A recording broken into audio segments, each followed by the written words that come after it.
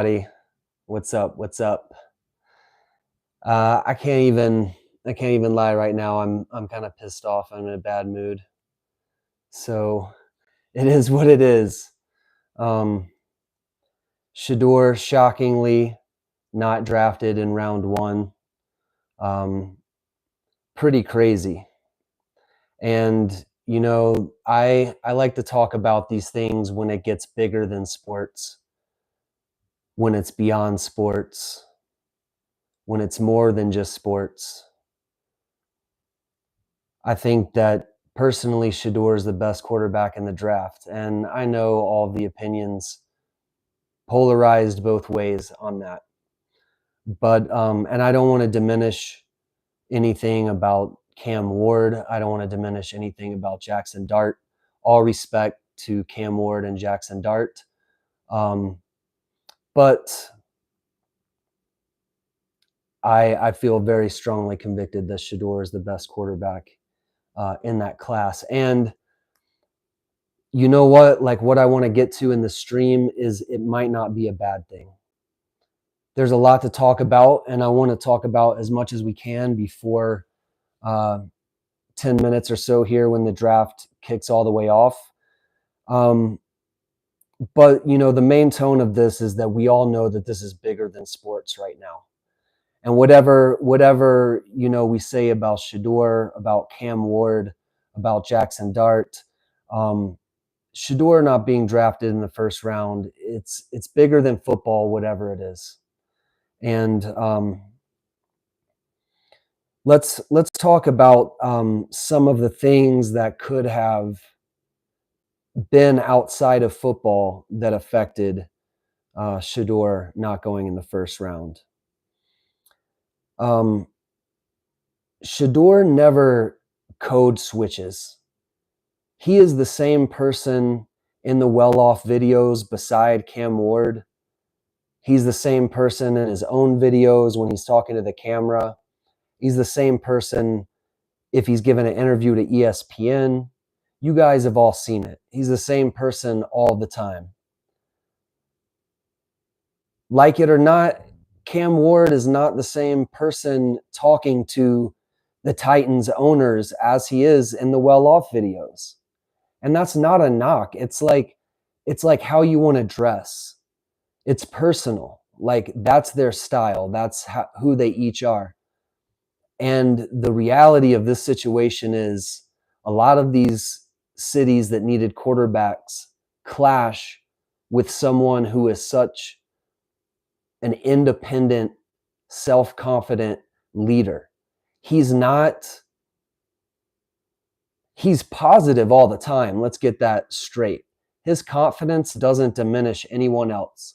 He doesn't cast a shadow on anybody else's shine. He's simply extremely self-confident, which is why a lot of us are fans. A lot of us are fans of his dad for that reason.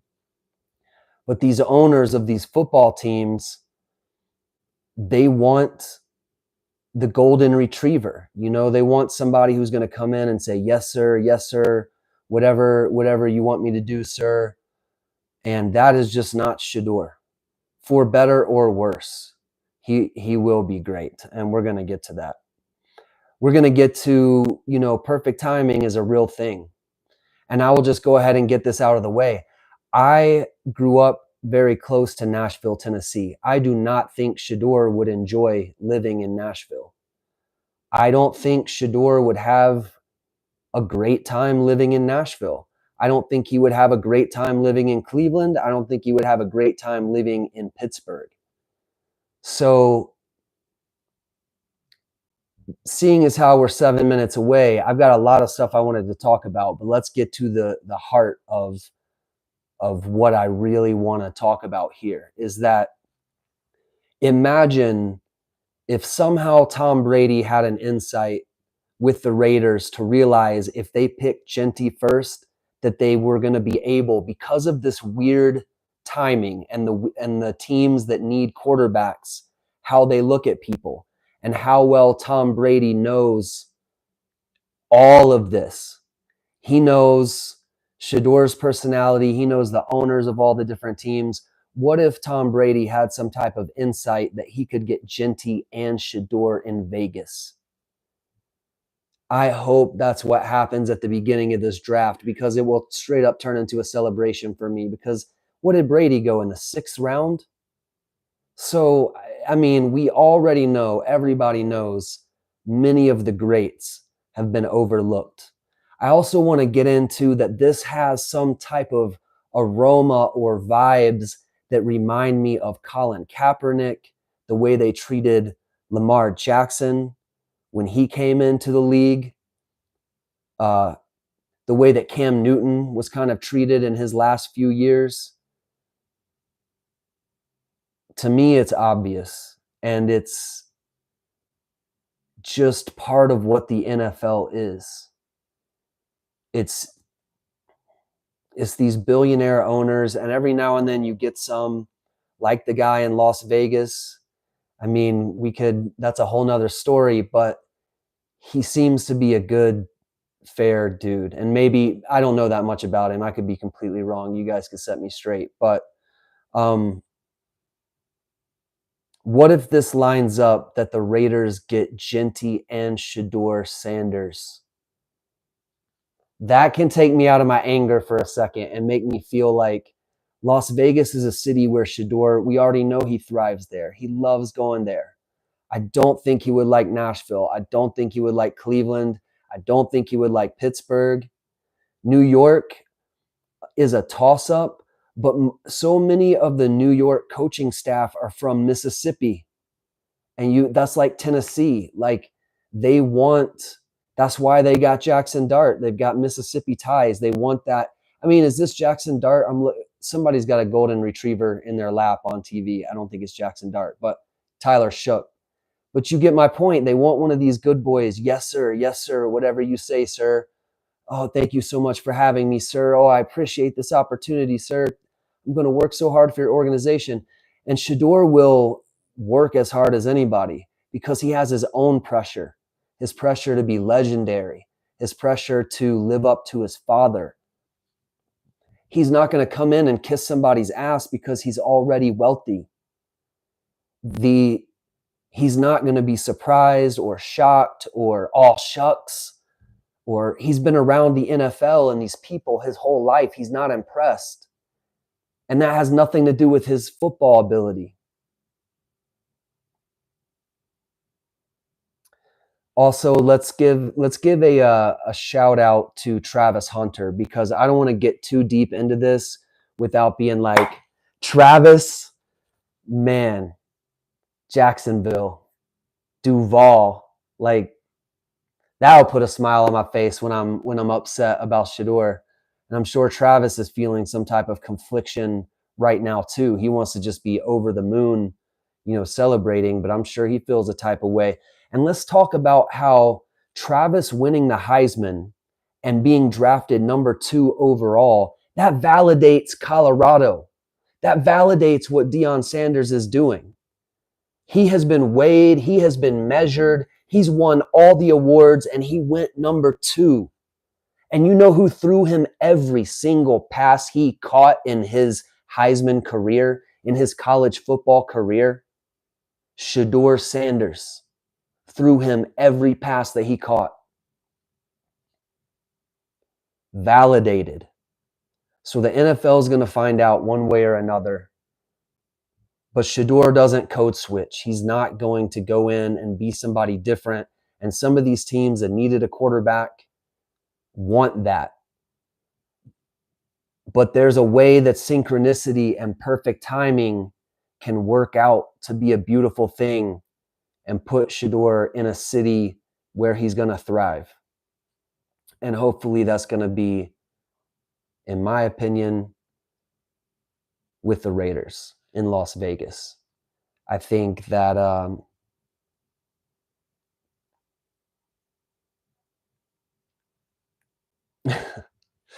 y'all get me sidetracked in the comments. I can't. I got to stay on topic here. All respect to Cam Ward, Jackson Dart. I think Shedeur is head and shoulders going to prove to be the best quarterback, but I don't think that he should be in Nashville, and I don't think that he should be in Pittsburgh. I don't think that he should be in New York with the Giants. New York with the Giants would be better to me than Nashville or Pittsburgh for him. But again, you got a Mississippi coaching staff. It's just a culture clash. However you want to put it, the good old boys coaches from Mississippi clash with the independence and self-confidence of a Sanders. Robbie Blue says, I think with Genty and Sanders, that would be sick. That would be the story of the draft. That's what I'm saying. This can have a happy ending real quick here. What are they, like second, third, fourth, fifth pick of the second round?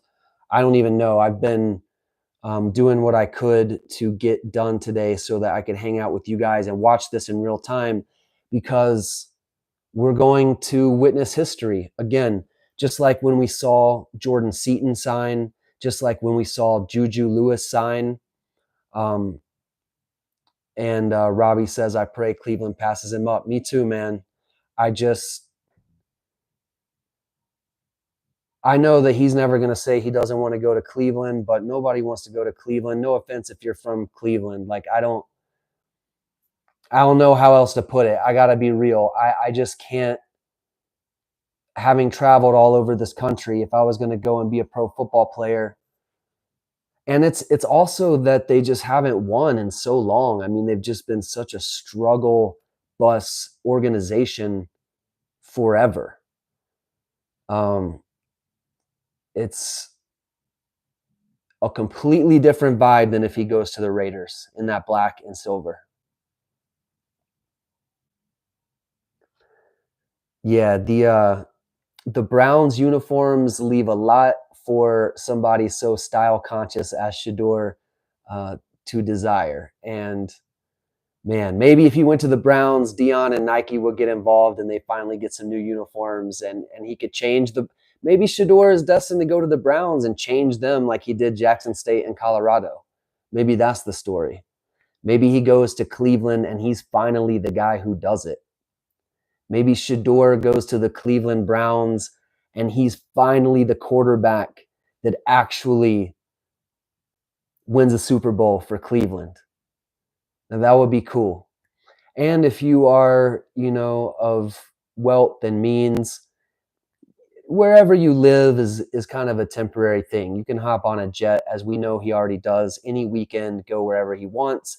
But, if you want to really dial into your craft, you probably want to stay at home. You probably want to enjoy where you live and thrive there, like they have in Colorado. And I think he would do in Vegas. And I think the city of Vegas and the fans of the Raiders would celebrate Shedeur's uniqueness, his independence, his confidence. I don't think Las Vegas is a city that would be turned off or threatened by that whatsoever. I gotta change the TV. Y'all bear with me for a second. It switched. So I guess that means the draft just started. Let me get it on so I can see where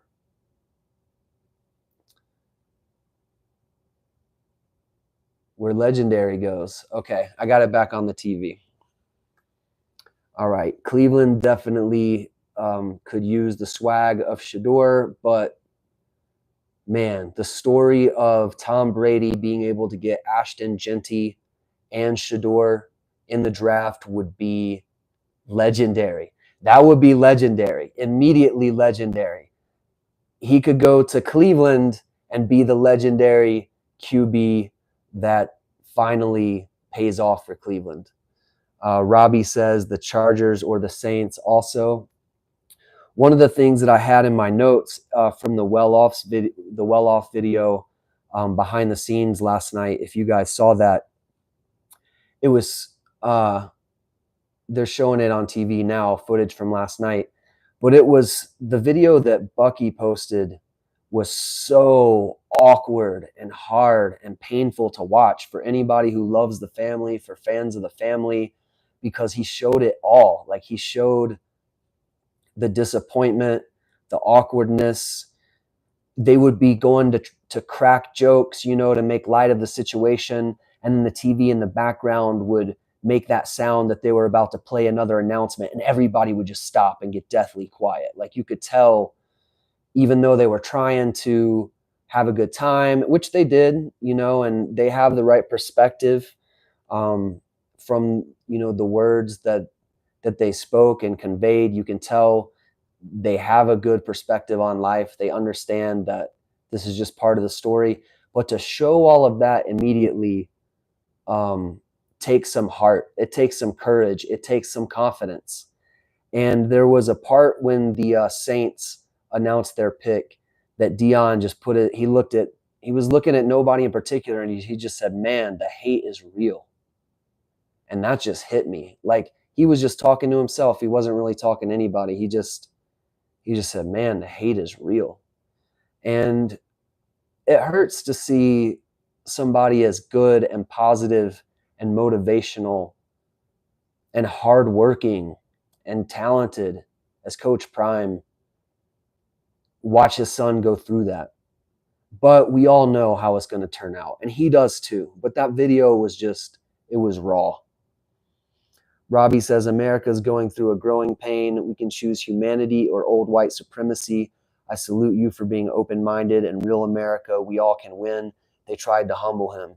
Exactly, Robbie. You said it as well as it can be said. It's that good old boys club that needs to be broken through. It's a lot of people that look like me, and I know it. And that's why I make these videos, because not all of us that look like this are even okay with it. I mean, I want to do whatever we all can do to fix this and have the country that you're describing, where it's all love with everybody and nobody judges people for the stupid things that the Sanders get judged for when they're only positive. They help people. They do good things. But they love themselves. That's what we tell kids to do, right? We tell kids to love yourself, believe in yourself. You can do anything you put your mind to. But then somebody acts that out, and all of a sudden people start clutching their pearls and getting mad. And it's wrong. And whatever it is, it's going to work out for the best for Shedeur, because somehow when you're authentic and you turn some people off, it ends up being the right people that you turn off. It's like a magnet, repelling what's not for you and attracting what is for you. And he's going to end up in the right place. And he's going to have, the thing is, he's never played behind an NFL quality offensive line, period. And I know it's still got to be a decent NFL quality line, because you got NFL quality defensive lines. But if he goes somewhere with a decent line, he's shown what he can do behind an inferior line. He can still win. The man can win football games when he's running for his life. But what he's set up to do is to be a pocket passer with precision and timing. And if he gets that opportunity, he will be a GOAT. And hopefully this is all shaking out to that end. So it looks like we have the Browns on the clock. They've got about 5 minutes to make a decision. And we will see live what it's going to be, where Shedeur is going to go.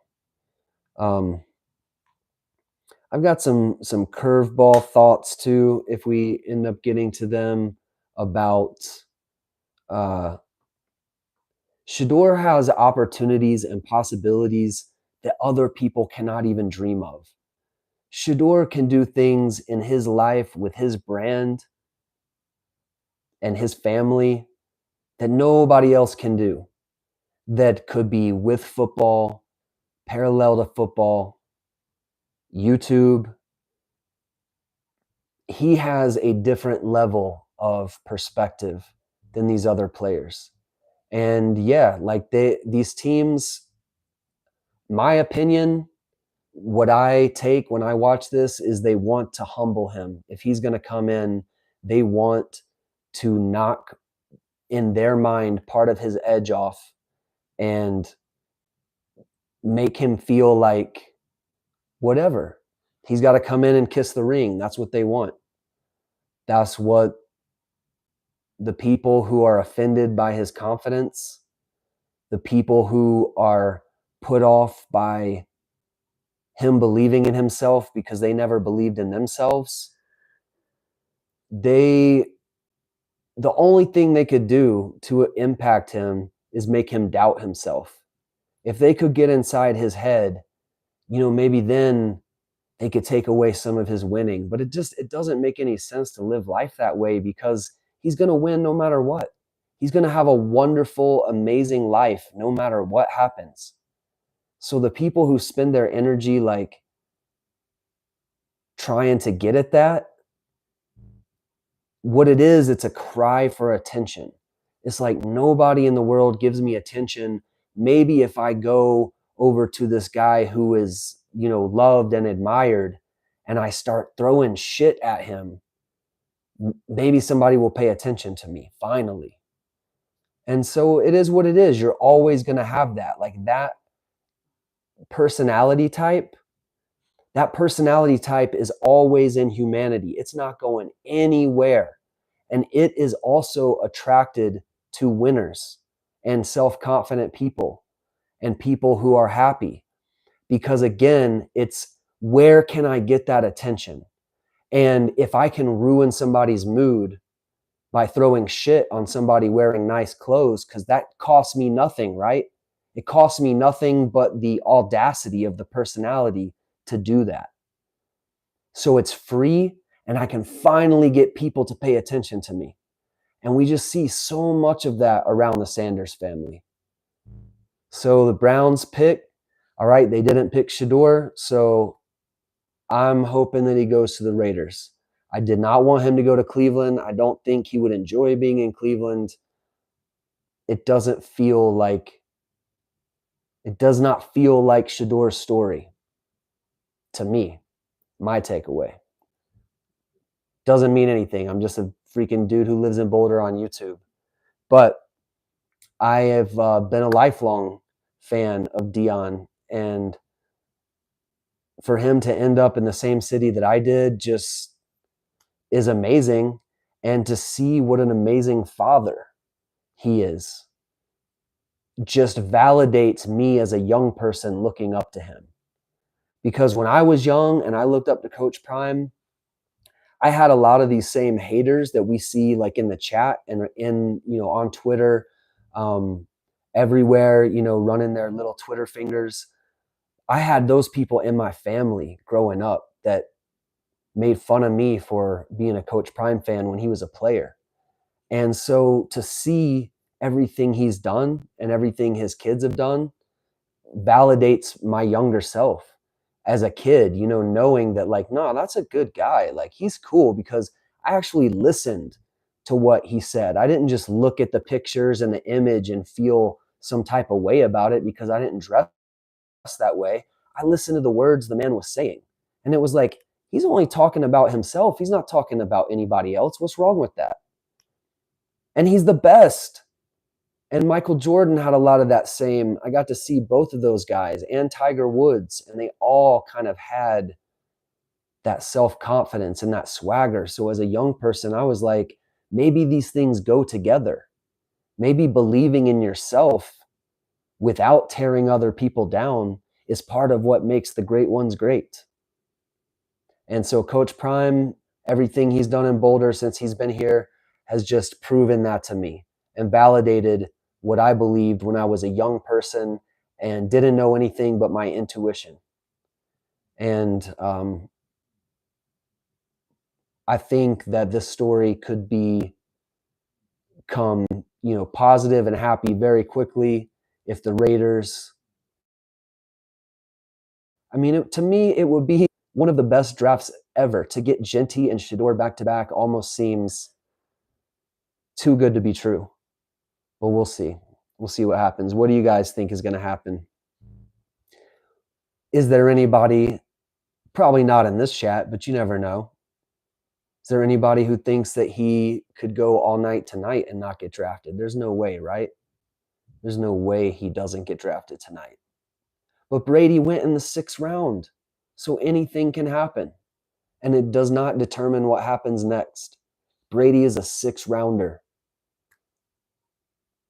All right, Texans passing as everybody expects, of course.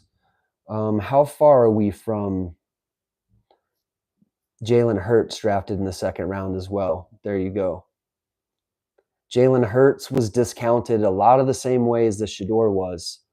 People said he wasn't big enough, this and that, and Lamar Jackson before he established himself. Once Lamar established himself, now he's put all that to rest for the most part. But people will still talk about Lamar. But the way they talked about him coming out of Louisville, going into the draft, I remember it. I remember the disrespect. And again, it's Lamar Jackson vibes, Colin Kaepernick vibes, Cam Newton vibes. They just pick somebody to pick on every now and then. It's those dudes. It's like, you guys know the term for it. I'm not going to say the term for it on here. You guys already know the term of what they try to do to alpha males, to bring them down a notch, to bring them down a peg. And they have targeted Shedeur as, he needs to go through this, but he's built for this. Coach Prime raised Shedeur for these moments. And yeah, they shared the footage that shows how disappointed and heartbroken you could tell they were. It came from them. It came from their house. It came from Bucky. They're not afraid to show you, yeah, this hurts. This feels like disrespect. This feels like something beyond football. This feels weird, man. And we'll show you that. We had a whole party. By the end of the party, you could hear the frogs chirping in the background. Because nobody that went to that party, once it started getting later, they all didn't know what to do with themselves. You could tell nobody expected to be there. They didn't know. They thought he was going somewhere early. So not only did they not pick him, it sounds like some people pulled the wool over his eyes too.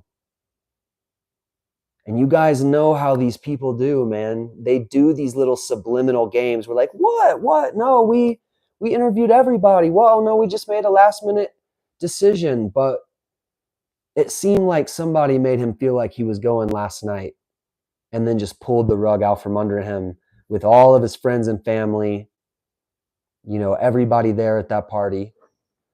And we know about it and we saw it because Deion Jr. showed it to us. And that's why those of us who are fans of the Sanders family are fans, because you see the highs, you see the lows, you see the good, and you see the bad, and it all becomes part of the story. Because when he does get in the NFL and he succeeds, that video takes on a whole new meaning. And man, I would love for it to be with the Raiders. Let's go, Vegas. I mean, it's only weren't the Raiders the first team that he ever implied that he was going to on his Instagram? I'm pretty sure the Raiders it was the first time where he ever, because he saw the guy at the basketball game. That happened first on Instagram, the owner, Mark, what's his name? He sees the owner at the basketball game, and the guy's like, hey, you may be a Raider next year. And Shedeur's like, I would love that, whatever. Then there was another picture he took at their stadium or something. There was something else. There was another thing. And then I feel like Deion, maybe the Ice Cube interview on Tubi. So there's been a lot of Raiders hints dropped. And again, it's a town that is not offended or scared or put off by his personality. Vegas is a town that loves confidence. It loves flash. It loves showmanship. It loves a brand. I mean, he'll be on billboards on the casinos and all that kind of, Vegas is that kind of city. New York could be that way. But they've got a bunch of coaches from Mississippi. Even though they're New York, a whole bunch of their organization is Mississippi boys. And they like, yes, sir. Right away, sir. As you say, sir. And that's not Shedeur. And man, whatever happens tonight, I mean, it's gonna be a huge story. Shedeur is the biggest story of the draft, and he hasn't been drafted. Like, when has I guess that's happened a few times, but I mean, when Brady was drafted in the 6th round, it wasn't a big story. He was like seriously overlooked. Where when he finally got to New England, he was telling all of the coaches that he would encounter, "You guys are going to see what happened for people sleeping on me. You guys don't even know what you got." And they're like, "Okay, show us." With Shedeur, I don't know if there's ever been a brand, a personality as popular and successful. I mean, Jalen Hurts was successful, but he transferred away from Alabama at the end, right? Like that probably caused him to go to 2nd round, that he played his last season at Oklahoma instead of Alabama, if I'm remembering the Alabama quarterback lineage correctly. All right, hold on. We got Seahawks picking. Let's see who the Seahawks. Richard Sherman is announcing the pick. Who could it be?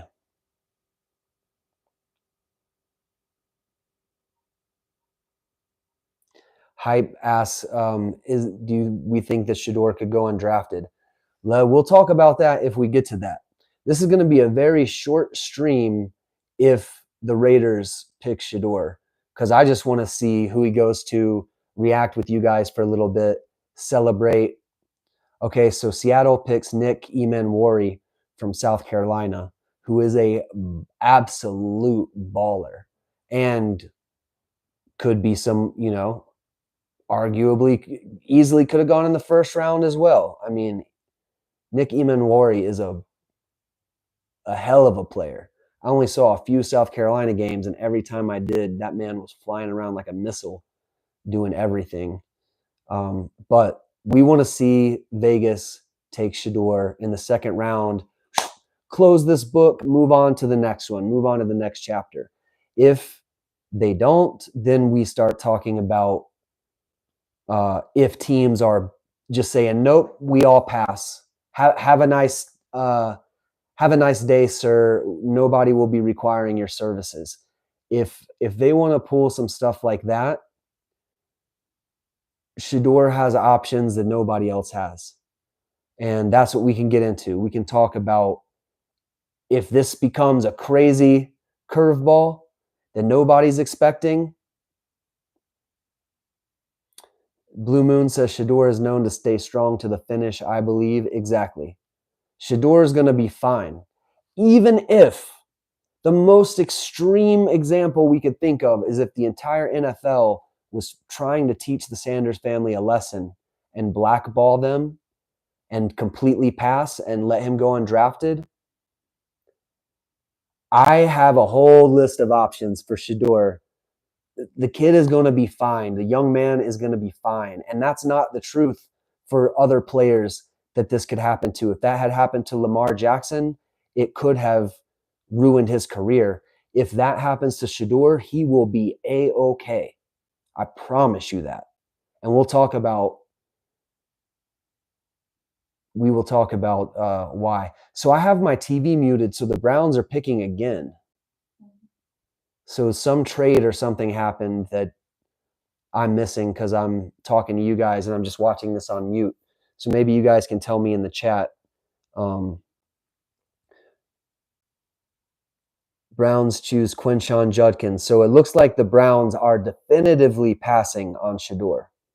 And that makes me happy. And, no disrespect to the state of Ohio or people who love living in Cleveland.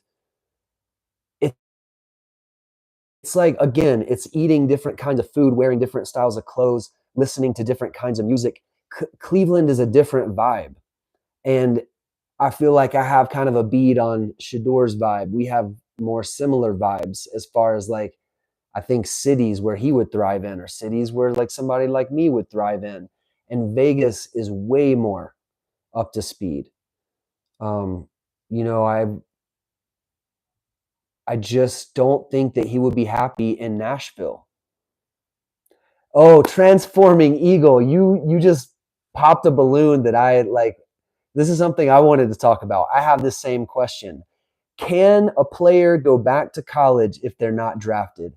I think that they can, because I feel like I've heard of people having a year of eligibility left and talking about, like, LeBron James, but then LeBron never went to college. But I remember at some point, was it the Browns asking him to come play tight end? And it was kind of like a joke. And people are like, oh my God, can you imagine if LeBron went and played football? Like, just because he's in Cleveland and they want him to come play, like how crazy that would be. And I remember people were talking about the eligibility of people who had gone pro but didn't finish their college eligibility. But I would love to ask an AI that question, to go look up the rules, get back to you guys with it, or if somebody in the chat can educate us. What if Shedeur was just like, I'm coming back to Colorado, I'm playing another season? That would be also legendary. And he would make a ton of money. And everybody here loves him. This, you know, he's beloved in Boulder.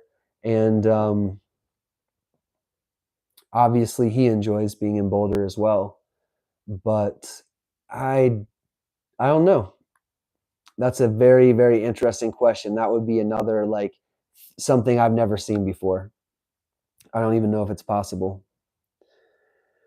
Slimeball TV says he might come to Vegas or the Rams, hopefully.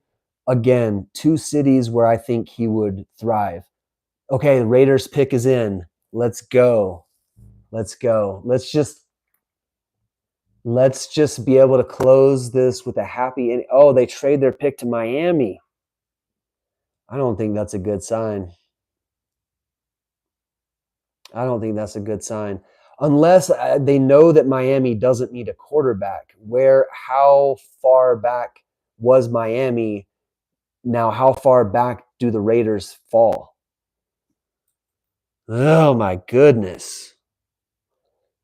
The Rams, I think Shedeur would thrive in LA. That's another city that's not going to be offended by his personality. San Francisco, LA, Dallas, you know, like, we can name a bunch of cities that I don't think would clash with his personality, but a lot of them don't need a quarterback.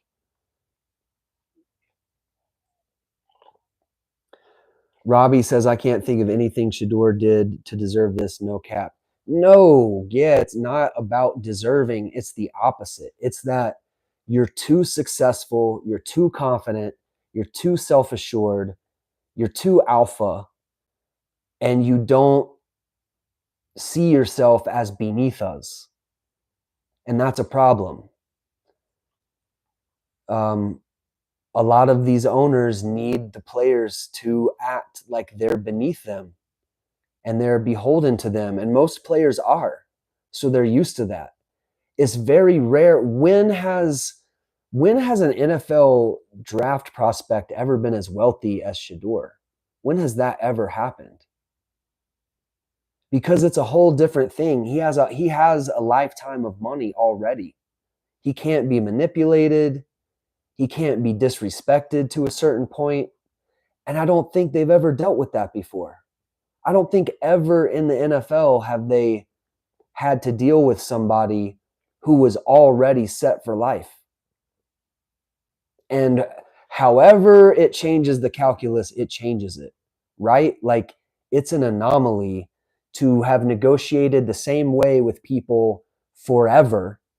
And for the first time, you have a kid, a young man who doesn't need this the way other people do. Because again, we can talk about, if they blackball him completely and he goes undrafted, he is going to have an amazing life. His opportunities are out the yin yang, to avoid using any vulgar words in case we have any of the aunties watching tonight. He has opportunities that no other players have. Think about destroying. just as one example. Think about destroying.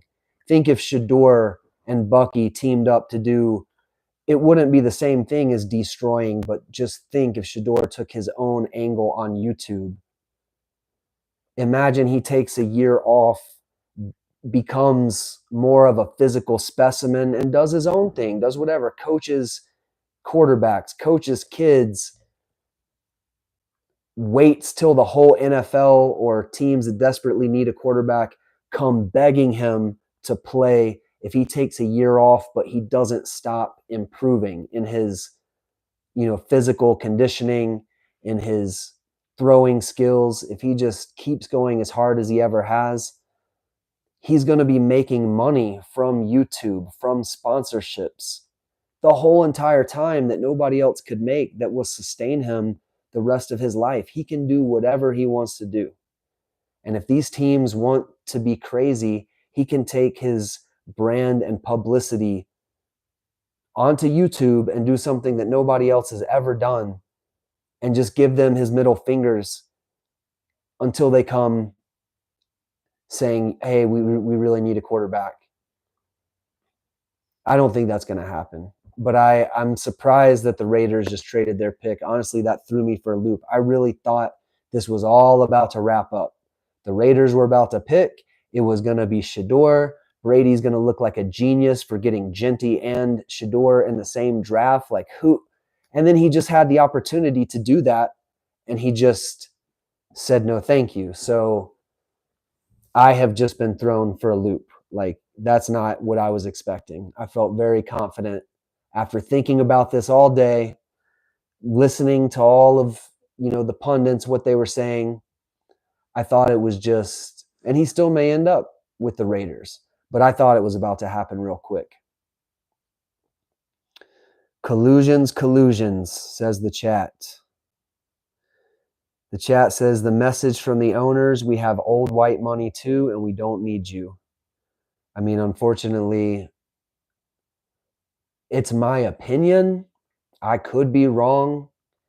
I have in my notes, somebody was saying, do you really think all of these teams would let grade A talent just go through their fingers just to prove a point to Deion? And I'm like, yeah, I do. I do. I do actually think that they would do that. And I also think that you can be legitimately blinded by your hate and ignorance. They probably did not really watch his games the way that we did. They probably really haven't seen him like we have. And when they saw the highlights, the hate and the ignorance and the preconceived biases cause them to view it in a way that's distorted from reality.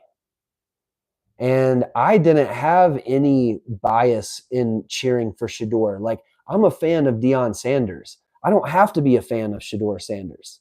I could be a fan of Deion Sanders and say, I don't think Shedeur is that good of a quarterback.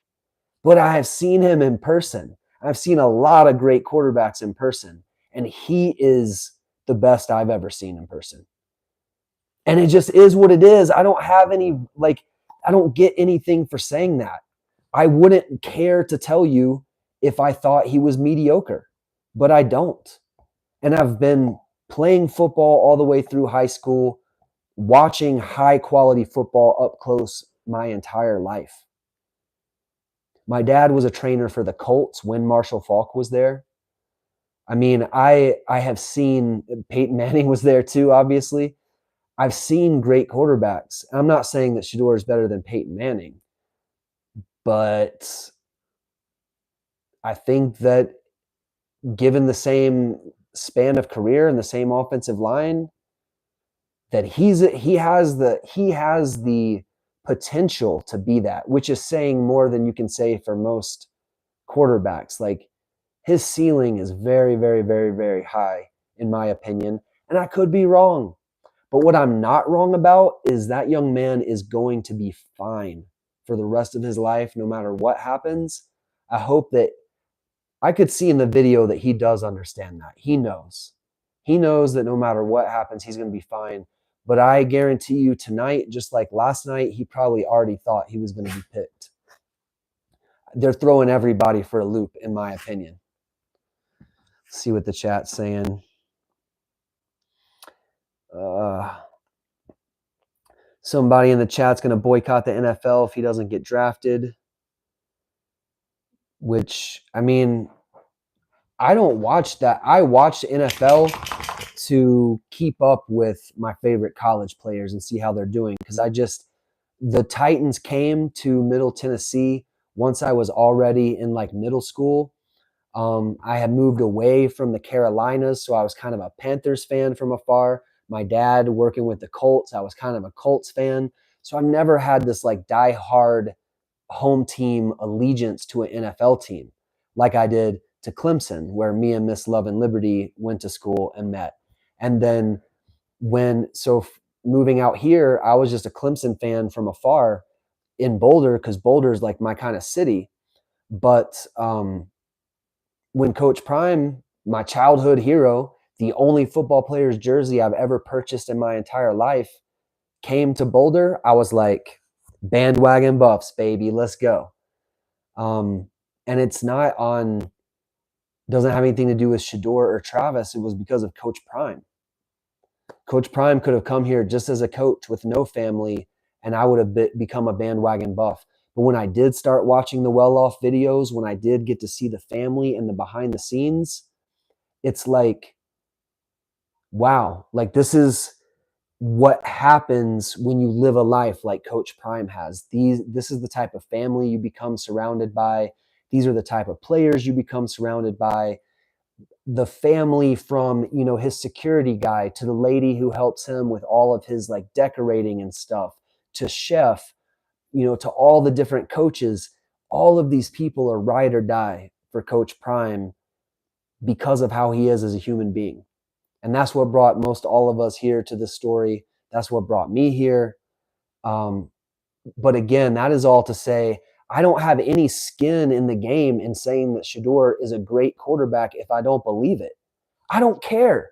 If I watched that young man play football and I thought he was mediocre and Coach Prime was doing him favors, I would say that. And I would still be like, but I love Coach Prime. I love everything about him. Loved him as a player, love him as a coach. But I don't think Shedeur, but I do. I think he's a great quarterback. I think he's one of the best I've ever seen. Seen a lot of good ones in person. And this is all very weird to me. And it does seem bigger than football, outside of football, beyond football.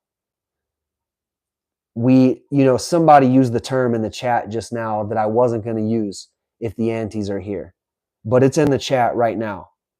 And it is a thing. They have to break down people who don't kiss their ring. And Shedeur doesn't kiss the ring. So they want to break him down, but I didn't think the Raiders were like that. I didn't think Brady. That's what's throwing me for a loop, because I thought, okay, Brady had a scheme where he realized I could get Genty and see that these teams aren't going to be a good fit for Shedeur. He's going to come back around. I could get Genty and Shedeur, but he just had a chance to do that and he didn't do it. So I'm like, what's going on, Brady? I'd love to hear from Tom Brady why he thinks Shedeur has not been drafted. That's the interview that I want to hear right now. Tom Brady, why do you think Shedeur Sanders is still on the board? And yeah, the Raiders can still get him, and I hope that they do. But the fact that they had a chance to grab Shedeur, like, oh, it's our time. We get Shedeur and Genty, but they traded that pick, makes me question everything that I was thinking.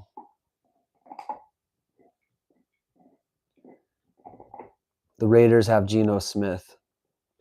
I mean, we are looking potentially at places that Shedeur is going to go and learn from an established quarterback. And I think Geno Smith would be a great, any NFL quarterback is going to be good, to learn behind, some better than others. I think Geno Smith would be somebody great for Shedeur to learn behind with Tom Brady. And again, looking at long-term, I want to see him in a city where he's going to thrive, where besides the team, outside of the football, beyond the football, what city is going to embrace him as a human being like Boulder has? Like Houston would, Dallas would, Vegas would, LA would, but I don't think Nashville would. I don't think Cleveland would. I don't think Pittsburgh would. I mean, I think a lot of their fans would, but those cities are just way more conservative. They like the golden retriever good boys that say, yes, sir, yes, sir, yes, sir. Those are those kind of cities. All right, Bears pick is in. Let's see who the Bears are going to pick. And somebody in the chat says the Saints. And the Saints look like they could be a great fit for Shedeur. I keep coming back to Deion saying, man, the hate is real after the Saints passed on him in the first round. And I don't know if that was just a statement of just how the whole night was going, or if that had anything to do with the Saints organization or anything that had happened or been said. I don't know if any of these teams misled them into thinking that they were going to be picked in the first round, because they seemed genuinely shocked. And so the Bears have picked Luther Burden III from Missouri. Good for him. Go be great. And hey, Lady C Speaks, what's up? I'm pissed off tonight. I'm smiling to see you. I'm smiling because Travis went number 2, but I am in a mood about Shedeur. I'm pissed off. I'm trying to talk it out. Nothing makes sense except for the story none of us want to make sense. You know what I'm saying? The only thing that makes sense is what we all don't want to be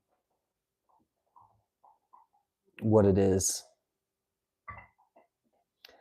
I'm trying, Robbie, because at the end of the day, he's going to be fine. And I believe that. Like, that's what I've been saying. He's going to be fine. He knows that.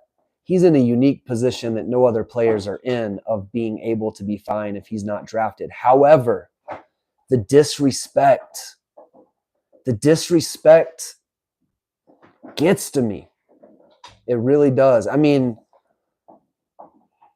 it's not going to impact my life or change anything in my day or how I go about my business, but I just feel it for him. You know, like, he deserves better. I see what he does to give back to the youth. I see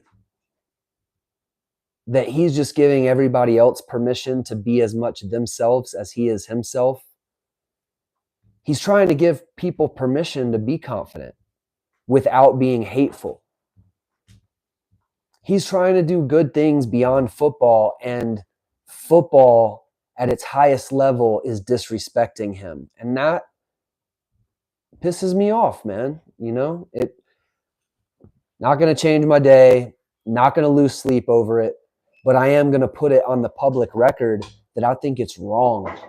For whatever it's worth, coming from this channel, it looks wrong. It looks dirty. It makes me not want, it turns me off the NFL.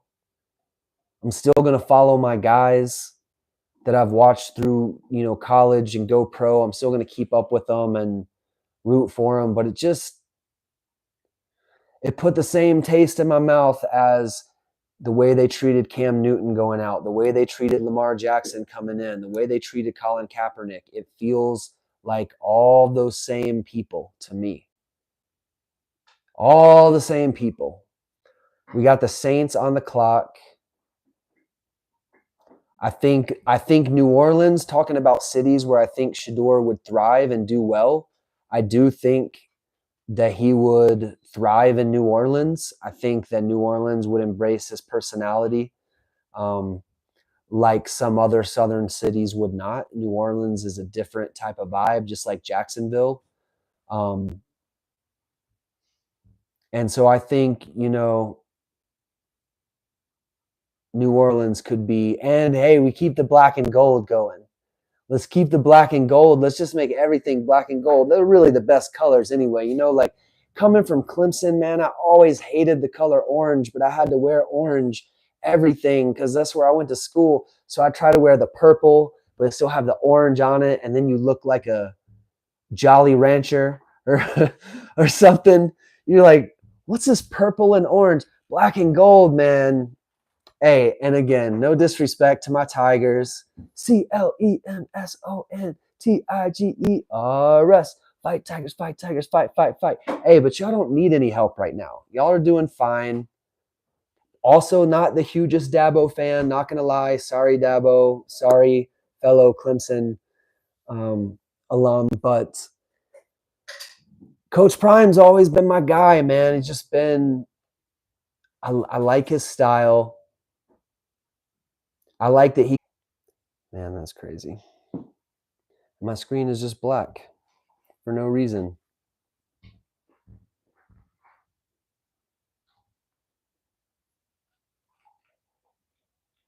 Ah, we're back.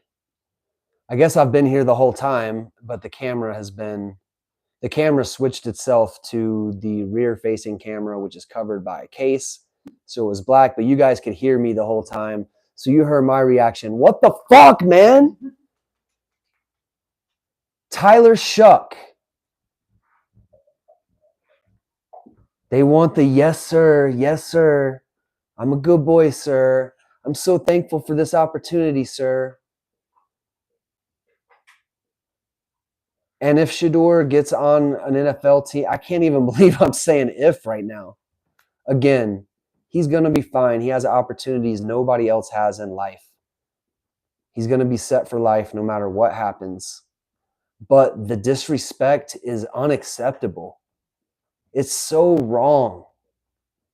It's evil. I might be being hyperbolic, making too much out of football, but it feels evil to me, man. I mean, the vibes behind people trying to diminish other people from shining and celebrating who they are when they're not hurting anybody else, like that is all evil. Like nobody else tries to control how people act. I don't care how you act, how you stunt, what you wear, what you like, as long as you're not coming into my house and, like making me do anything. You do you. Why can't everybody be cool with just people being themselves? And again, Cam Ward, when he's on the well off videos, I love you, Cam Ward. I got nothing but respect for you. If I was in your position, I would probably do the same thing. But you code switch. Cam Ward code switches. He talks a different way to the coaches than he talks to Shedeur and Daryl. But Shedeur talks the same way to everyone on earth as he talks to anybody. Shedeur never code switches. And it hurt him in this draft. Make it make sense. Shedeur refuses to code switch.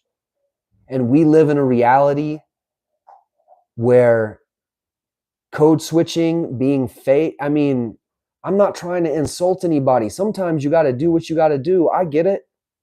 But it is what it is. It's still being fake. It's being inauthentic. It's not the way Cam Ward wishes he could talk. It's that he knows that he's going to be better off, more likely to go number one if he kisses the ring, that especially when Shedeur won't kiss the ring. And man, we've all seen Shedeur and Cam Ward working out side by side. Shedeur's a better quarterback, man. All respect and love to you, Cam Ward. You are going to be a baller. This is just my opinion. And I don't want to tear down anybody. But the disrespect that they're showing Shedeur, it has to be addressed, and that comes with comparing him to the other people that have been taken. And he's better than they are. It's no disrespect to them. It's all respect to Shedeur. Mm.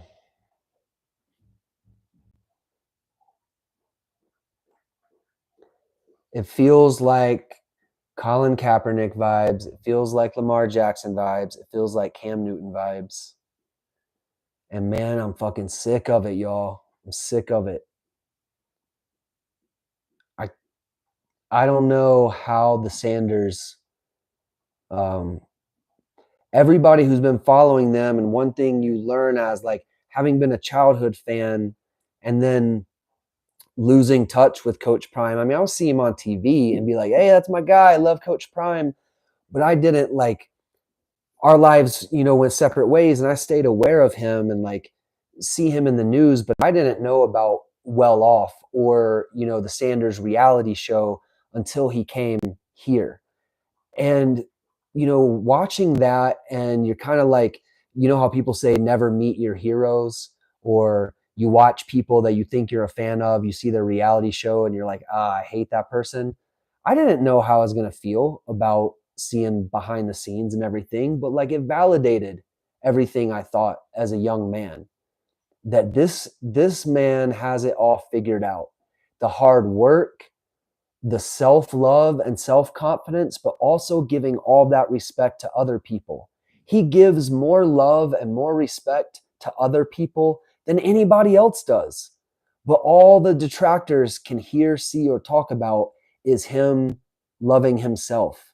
And again, they all tell their kids to love themselves and be confident, and you can do whatever you want to. But when he does it, it's a problem. When Shedeur does it, it's a problem. Why? Because they just have to they have to break people. And you guys know the term, it's been in the chat. They have to break the alpha males to say, as a sign for the whole organization and everybody in the NFL, if you don't kiss the ring, you don't play by our rules, you don't play. It is a cartel. It's literally what it is. The Bills picked TJ Sanders from South Carolina. Still waiting to see what the Raiders do. The disrespect, we're documenting it. We're witnessing, we're not just going to witness history tonight. We're going to talk about history. We're not just going to watch history and sit there and be like, what the fuck? We're going to talk about it. We're going to talk through it. We're going to process it. We're going to keep coming back to the main theme that, unlike any other player in history of the draft, Shedeur is going to be fine no matter what happens, point blank, period. Keep that at the top. Keep that pinned to the top of the chat, in your head, whatever. Shedeur is in a position that nobody else really in football, other than like Travis. Okay, what book are you suggesting for me to read? I got sidetracked because I love a good book recommendation. I'll write it down. But let me see. Somebody in the chat says, brother, politely, this is what black males deal with every day. Right now, he is an example of what we deal with at work, man. White folks have to call out racism basically for it to change as a culture. I agree with you 100%. And for whatever part I can play in that, that's what I'm here to do, because I know that I look like them. And I know that it's important for people who look like me to say, this is fucking bullshit. Shedeur is better than Cam Ward, better than Jackson Dart, better than Tyler Shuck. What are we talking about here? You've got to be kidding me. And then I'm like, I told you guys a story of my background in football, being around high level, pro level quarterbacks and football my whole life. I don't have to tell you that I think Shedeur is good if I don't. I don't care. I don't care what you think of me. I don't care. Like, I care what you think of me if I'm not being a good person. But if I know I'm being a good person and I'm just being honest and giving you my opinion, and my opinion is that Shedeur is not a good quarterback, I don't care if you don't like it. So I would tell you, I would say Deion was my guy growing up, huge fan of him as a coach, but I don't think Shedeur is that great of a quarterback. I've been around quarterbacks in football my whole life, but it's not true. He's one of the best I've ever seen. He's legitimately one of the best quarterbacks I've ever seen. His timing, his touch, his accuracy, his command of the game as a field general. Does he have things to work on? Of course. Brady had, his things to work on. Every pro level quarterback has their criticisms from people who like a quarterback of a different style or a different team. But Shedeur is that guy compared to everybody in this draft. Again, no offense to any of the other guys. Shedeur is better. You guys are great too. You all deserve to be NFL quarterbacks, but Shedeur is the best of the class. And so him being disrespected like this is something other than football. That's the two themes of this stream.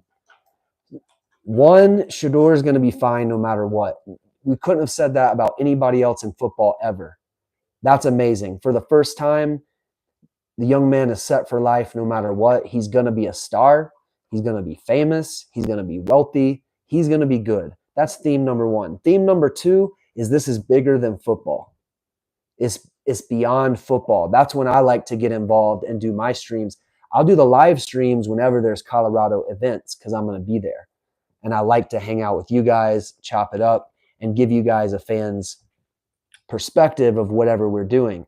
But to do these from my house in Boulder is always about when it gets bigger than football. You see Pork Chop's trying to play football with me right now. He's like, Dad, enough, man.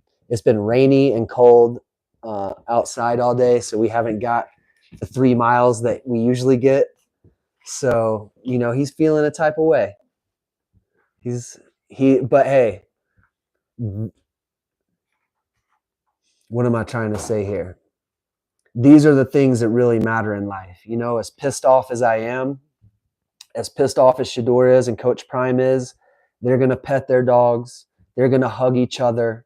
They're going to look each other in the eyes and tell each other that they love each other. And, in that family, the love is real. It's not real in every family. In their family, it is. And they're going to look around and they're going to know everything's going to be okay. Just like I got my boy Pork Chop, got you guys. We got the future of Colorado football. We know that Shedeur's future is locked in no matter what happens. So we keep it all in perspective, but we can still be fucking pissed off because this is bullshit. It's wrong. And we don't have to avoid saying that it's wrong and it's bullshit and we're pissed and it's disrespect. We don't have to avoid saying that because we're afraid of looking unhappy or angry or whatever. We can be both things. We're human. We're complex creatures. I can be pissed off about Shedeur being disrespected because that's justified. And I can still be happy in my life knowing that I live in Boulder. I got season tickets to the Buffs. I got this channel to stream with you guys. I got Pork Chop. And Shedeur's had a genie in a bottle his whole life. That doesn't warrant him being disrespected. It's just to say he's going to be okay. We're going to be okay. But this is fucked up and we got to talk about it. And we've got to figure out how to change it for future generations. Or right now, social media has not been around. Maybe there's a way we can put pressure. But I don't know what you do with the cartel like the NFL. It's like their club, their rules, and people have been clashing up against it from the time it was formed.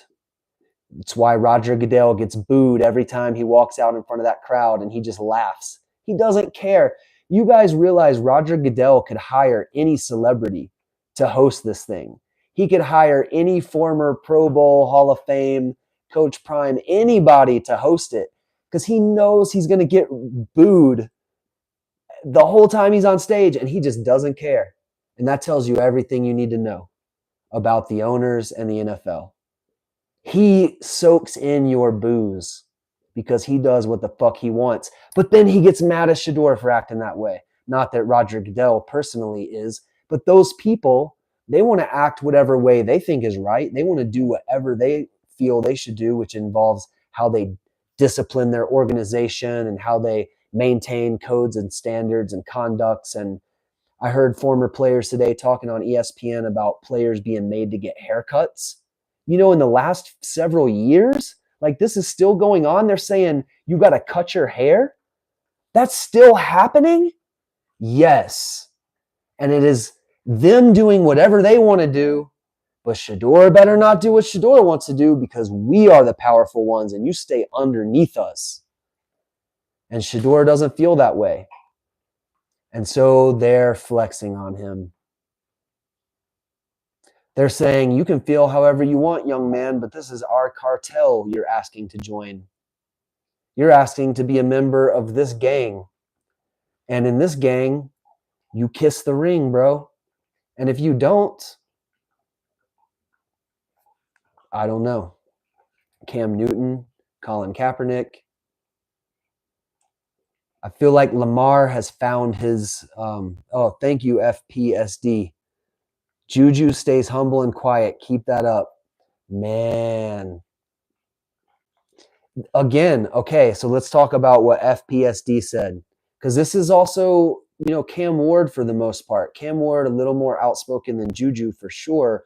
But when he talks to leadership, when he talks to the team owners, I'm talking about Cam Ward, he has a lot more of the Juju energy, and Juju has a lot more of that energy. Juju might be more polished than anybody. We'll talk about Juju separately. But Cam Ward code switches. And again, no blame. I mean, if I was in his position, I probably would too. It gives you a financial advantage. But Shedeur doesn't feel like he needs to. He's like, why would I code switch for money? I don't need that. Cam Ward's like, why would I code switch for money? Yeah, I do need that. That's the whole reason I'm doing this thing. I'm trying to get out and create generational wealth. Shedeur is raised in generational wealth and has already earned his own lifetime of wealth. He's got multiple millions of dollars in the bank. That's enough to live off of the rest of your life if you're financially responsible. So he's in a different position than any of these players have ever been. This is uncharted territory, and they're trying a new tactic with Shedeur that we haven't really seen before. Although, again, Tom Brady went in the 6th round, but Tom Brady was not the story of the whole draft during that draft. And that's the difference. But everybody's story is different. And again, the themes of this chat is Shedeur is going to be fine no matter what happens. That is to be celebrated and kept in perspective. The other theme is that this is bigger than football. And the disrespect is unwarranted. It's wrong. It's arguably evil at its core. If we go to the root cause motivations of what makes people act this way towards a young man who is only positive, but to them sometimes too positive, too independent, too much himself, refusing to conform to their wishes. And we've never had a player that really doesn't have to. So back to Juju. If Juju stays humble and quiet, it will work out for him financially. Juju, if you're watching this and you want the best financial odds you can get, stay humble and quiet and just go to work on the field. That's what these guys in the NFL want you to do. I'm not telling you what to do. I'm not making a judgment on who does what. Do you figure out for your life what you need to do to achieve your goals? I'm just telling you what it is. Shedeur said, I'm not doing that because I don't care about the money, because I have the money. He does care about the money. We see Shedeur loves material things. He loves the money, but he has enough of it no matter what. If he doesn't get drafted and he starts his own YouTube channel, he'll be a millionaire off the YouTube channel in a year. None of these other players could do that except for Travis. I'm trying to think of any players for any other teams that have that brand exposure and personality and the ability to have a podcast on Monday and a behind the scenes of my football workout on Tuesday and a day in the life on Thursday. All these different videos every week where thousands and tens of thousands and hundreds of thousands of people will tune in to watch it. It's only a couple of players that can do that. And so he doesn't need the money. Juju, if you want the best financial odds possible, any of you players, you want the best financial odds possible, You cannot mimic Shedeur because you're not from generational wealth. Look what Ricky Williams did. Ricky Williams wanted to be a nice guy and smoke weed, and he just politely refused to stop smoking weed while always being a nice guy, performing well at his job, but he refused to stop smoking weed, and they kicked him out. Like Colin Kaepernick refused to stop kneeling. Cam Newton, I don't even want to get into Cam Newton. You guys already know Cam Newton, and Cam Newton was kind of like a foot in both worlds. Cam Newton knows exactly what I'm talking about, though, and he knows both sides of it. And again, it's no judgment, it's no blame. It just is what it is. Juju, any player, if you take FPSD's advice and you stay humble and quiet, it will help you out financially, for better or worse. That is just the world we live in. Wow, thank you again, FPSD. Another super chat. Thank you so much. We appreciate you. Your CFB career and the interviews with teams is a job interview. We all code switch to get the career we want in life, especially at QB. That's all facts. That's all true. Your college football career and the interviews with teams is a job interview. You're asking to join their organization. It's theirs. It's their property. It's a monopoly. We're not supposed to have monopolies. We're supposed to have competition, but it is what it is. It's their league, it's their rules, it's their cartel. You're interviewing for a job with those people. Back to FPSD's comment. We all code switch to get the career we want in life. That's true. People of every race, every color, we talk differently when we're in a job interview than we do with our friends and we do with our family, unless you've grown up so wealthy like Shedeur, you don't even understand that difference because you've never had to worry. You've never had to think about, like, I need to make these people think this thing and these people have this impression or whatever, because he's always known that he's fine. And that's a good thing. That's okay. But we need to explain why Shedeur is different. And it's not because he's bad. It's not because other people are good. He's grown up not having to code switch, which I think we would all, John Dotson is saying never code switch. That's ideal, right? We all want to be able to be ourselves, even in our jobs, even with strangers, with whoever we meet. None of us want to have to code switch. Nevertheless, what FPSD is saying, that we all code switch to get the career we want in life, is true, because that's the reality we've all been living in up till now. If you don't come from fuck you money, that's what the fuck you of fuck you money is. It's like, fuck you, I don't have to switch code. Take it or leave it, bitch. That's, sorry, I'll for the antis, let me dial back my uncouth language. But FU money, the FU is I don't have to code switch. I'm good. I don't need you. I don't need your money. I don't need whatever. I either, take me or leave me. Take me as I am or leave me. And it's not good or bad. It just is. And it's hurting Shedeur. If Shedeur wanted to go high in the draft more than he wanted to always be himself, then he should have code switched and told them all the things that they wanted to hear. And that's all they would have needed, and he would have gone number one. If he played their game verbally and he did the workouts that they wanted him to do, he would have gone number one. But he didn't. He values being himself, and he trusts, for him, it's religion. For him, it's believing in God.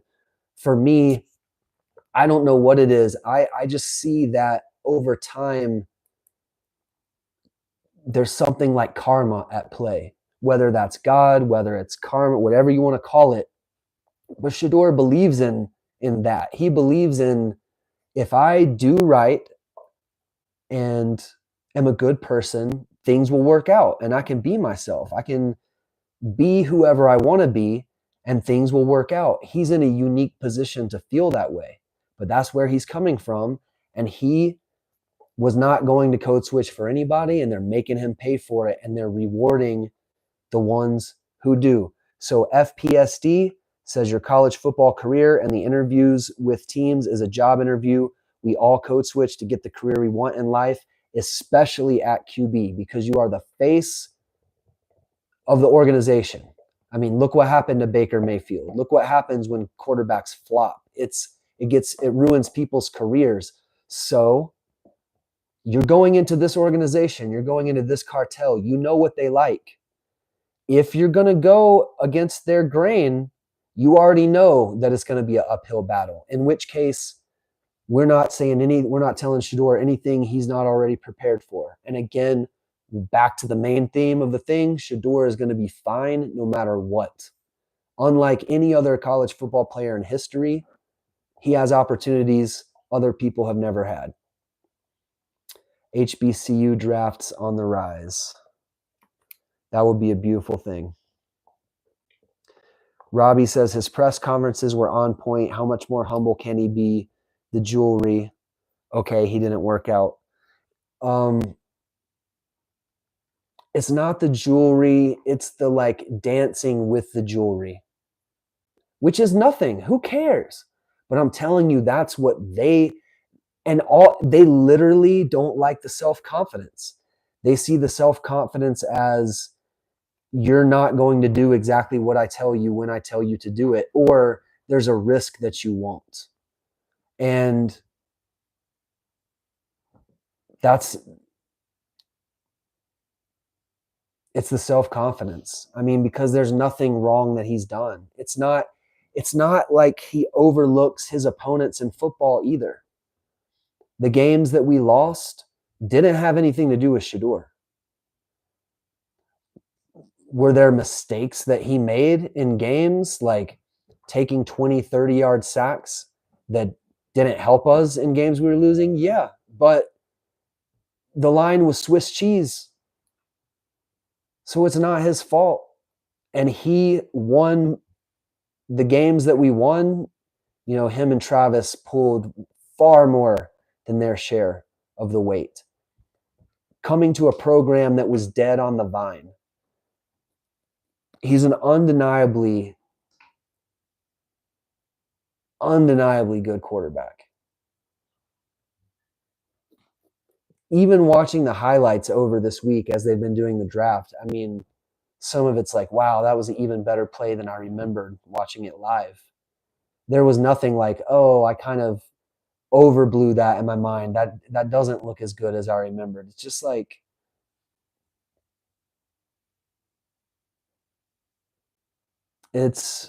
my heart goes out to Shedeur because at the end of the day, he's a human being and he's been raised to be a superhero. He acts like a superhero. He carries himself like a superhero. But at the end of the day, you know, when he goes to sleep, when he's brushing his teeth at night, when it's just him, you know it hurts his heart. And because it is real disrespect, and he's got to be thinking, man, I never did anything wrong. I'm just happy. I'm just happy. I'm happy in my life. I'm happy with what I've got. I'm happy with my friends. I'm happy with my dad. I'm happy with my college career. And if you show people that, they're going to hold it against you. And I just feel for him because anytime an FPSD says God is doing this for a reason, anytime these things happen to good people, they come out the other side better for it. So whether it's God, whether it's life, karma, synchronicity, whatever you believe in, I do believe that these lessons for people who have integrity to know, which the integrity for Shedeur is to know he never did anybody dirty. He always did do his best. He really had the best stats in college football playing for Colorado in the quarterback position. For large parts of the year, if he didn't finish the year, he was always among the top. He knows he did everything right. And so the integrity is to be like, okay, it's not me, it's them. And they're wrong. And so I don't need to feel any type of way about this because they're wrong. And over time will tell. That's the frustrating part, the bitter pill. As the Rams, I'm looking at the TV waiting for the Rams to pick. The bitter pill for him to swallow is that it's going to take time now. He doesn't get the instant gratification that Travis just got, and Travis deserves. And Travis, I'm here to celebrate you, man. I'm so happy for you, Travis. I'm just bummed about what Shedeur is going through right now. And we wanted them both to have that instant gratification of, okay, here we go, NFL, I'm with this team, let's get it started, like Travis has with Jacksonville. We wanted that for Shedeur. And so now it's going to take time.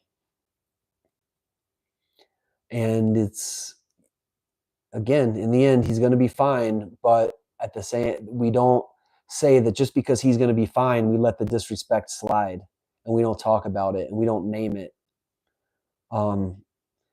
Robbie, exactly. I was saying this at some point in this, maybe before I started streaming, to Mrs. Love and Liberty, or at some point in the day, I thought that like Travis should be on top of the world right now, but I guarantee you he's hurting for Shedeur. I guarantee you he doesn't, he was ready to celebrate with his brother. And now it's awkward. And it's so unfortunate. It's ugly. It's ugly to witness. And when you witness something, like that happen to a good person, it's hard to not be pissed off. And I think we should be pissed off. I think that's being alive and conscious and a real human being, is getting pissed off when you see injustice occur. You don't just say it doesn't affect me, so it doesn't matter. No, it's wrong. Like, this is all right. Robbie hopes he goes to Jacksonville. I'm looking for all the potential happy endings that could happen for this stream, and that would be one. I think if Shedeur and Travis both went to Jacksonville, that would be. What, you like that, Pork Chop? You like that? Yeah, he would like that.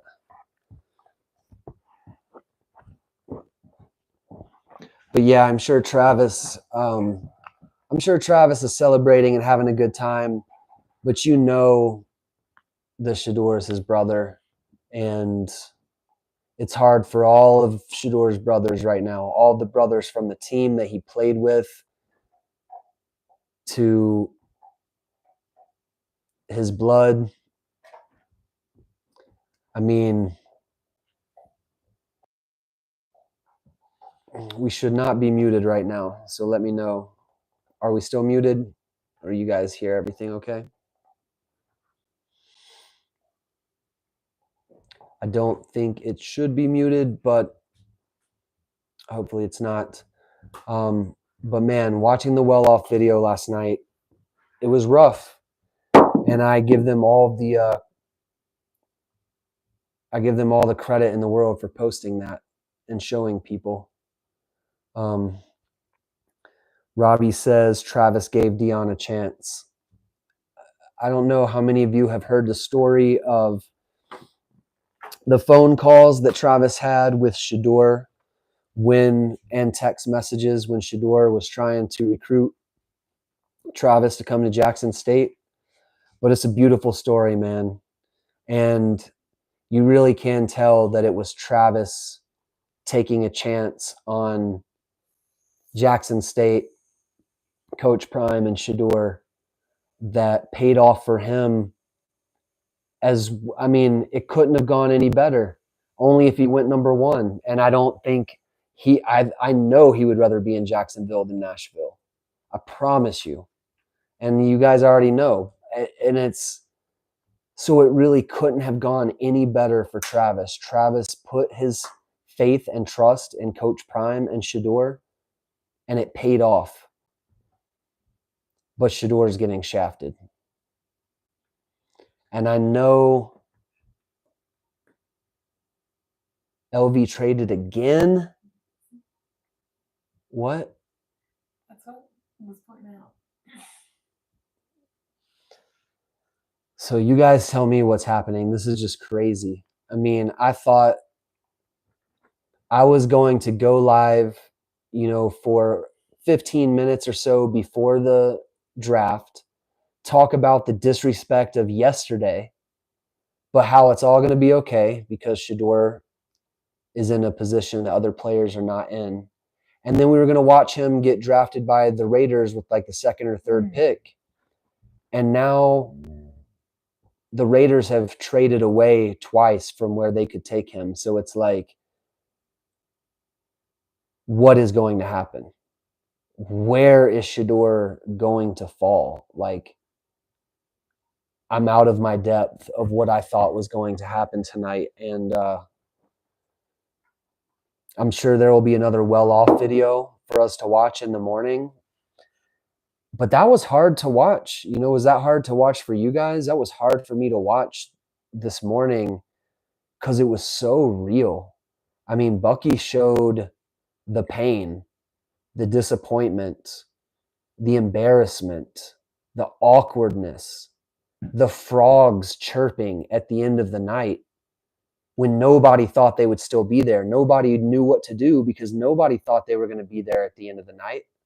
So it just got so awkward, and Bucky showed all of that.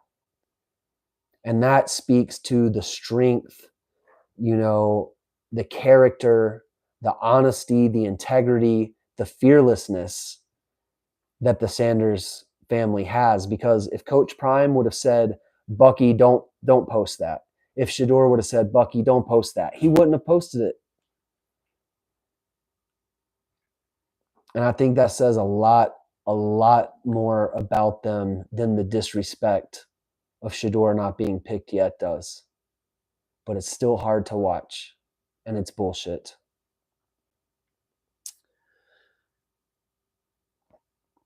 FPSD says you'll probably see Jordan Seaton stop wearing jewelry on camera. Could happen. But, I mean, well, Travis was not a jewelry wearer. Travis, you know, you can wear a onesie, I guess, but not jewelry.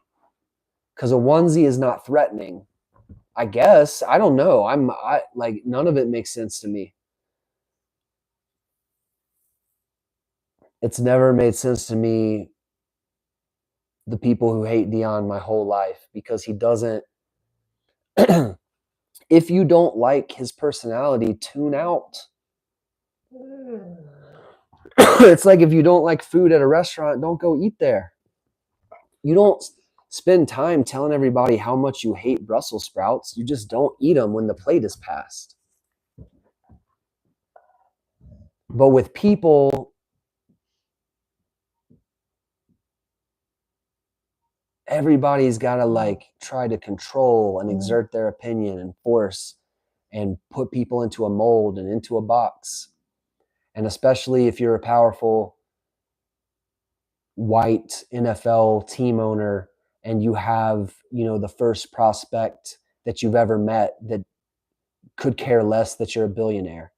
I mean, that's the thing, is like Shedeur is just not impressed meeting a billionaire. And that's apparently doesn't make the billionaires happy. I think the billionaires want you to be very, very impressed when you meet them. And they don't like it if somebody's not. And it, you know, in a word or a phrase, it's self-confidence, as the Texans pick Arante Ursary from Minnesota. And I've lost my train of thought. Let me see what you guys are saying in the chat. Demand Above says, none of that makes any sense. Pass on a great QB, won the best QB award because of jewelry. That's crazy. I think this is something much bigger going on. What do you think is going on? Because it's bigger than football. That's the second theme of this video. Theme number one, Shedeur is going to be fine no matter what happens. And that has not been true for any draft prospect ever before in history before Shedeur. Shedeur is independently wealthy like no draft prospect has ever been. He's going to be fine. If he starts his own YouTube channel, he's going to be a multimillionaire off YouTube and endorsements. But that does not excuse the disrespect. It doesn't excuse what Demand Above is saying, that he is a great quarterback. his stats are undeniable behind a horrendous offensive line. And he's been doing it his whole life. So it is bigger than football. And is it about race? I don't think that it's not. I just think that if a white quarterback was acting the same way, they had say Arch Manning was acting the same way that Shedeur is, which is only to say extroverted, hugely confident, flashy, having a good time, not doing anything wrong. There's nothing wrong, like nothing at all wrong with how Shedeur is, but he is extremely self-confident. And if Arch Manning was the same way, I think that it would ding him. I don't think they would do him like Shedeur. So I do think that race makes it worse. Like race makes them say, you don't kiss our ring, so we're going to try to teach you a lesson. And you're a young black man, it's going to be worse than it would be if it was Arch Manning. But I think that if Arch Manning had the same flash and bravado, again, there's nothing wrong with it. They're not talking down about anybody. They're like, he's self-confident. He's not talking shit about other players. He's not even upholding negative standards. He only talks about good and positive things. So he dances. He loves himself. He's proud of himself. He loves his jewelry. He loves his family. He loves his life. What's wrong with that? Nothing. But they hate it. And they would hate if a white guy does it. Because growing up loving Deion, I would start to embody some Deion-like tendencies on some of my sports teams growing up in conservative Christian Middle Tennessee. And my coaches would punish me for it. But would it have been worse if I was black? Yeah. That maybe even kicked me off the team. So there is a racial component, but it is also, it's about power. And it's like, no matter who you are, if you don't come in and kiss the ring of this cartel, we're going to flex on you. We're not going to let you in the club. We're going to make you bend the knee. We're going to make you kiss the ring. We're not going to let it slide. We're not going to let you come in thinking that you're equals with us. And is it the players that have been done to? Pretty much all black players. So Lamar Jackson, Colin Kaepernick, Cam Newton. I feel like I'm forgetting somebody. But, I mean, they didn't really give Baker Mayfield, a pass. They kicked him out for acting crazy. So it's not like they will just put up with any type of, they're not going to let white people do that either. It's just more like instilled in the white boys to be golden retrievers, to say yes sir, to code switch. Like it's a huge part of the white, like I guarantee you Jackson Dart does not talk to his friends and his family and his team buddies the way he interviewed either. So white people will code switch, but all of the retribution against the black players is magnified. And in the past, it could really hurt people. Like it really hurt Colin Kaepernick. It really took insane amounts of money out of Colin Kaepernick's family's life forever. They can't do that to Shedeur. Shedeur is going to make millions of dollars with or without the NFL. That is the one difference Shedeur has. He is going to make millions of dollars no matter what because people love him. He's a brand. He's talented in many different ways. He's interesting to watch. And the rules of what he could do if he went undrafted to make teams come crawling and begging him to play, there's 100 different ways he could approach that. That's another video for another time, but there's 100 different ways he could approach that.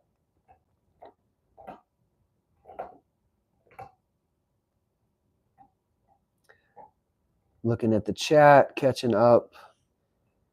Tim Tebow did the kneel down after touchdowns. Exactly. But you know the context. You know why it was different. Do I think it's different? No.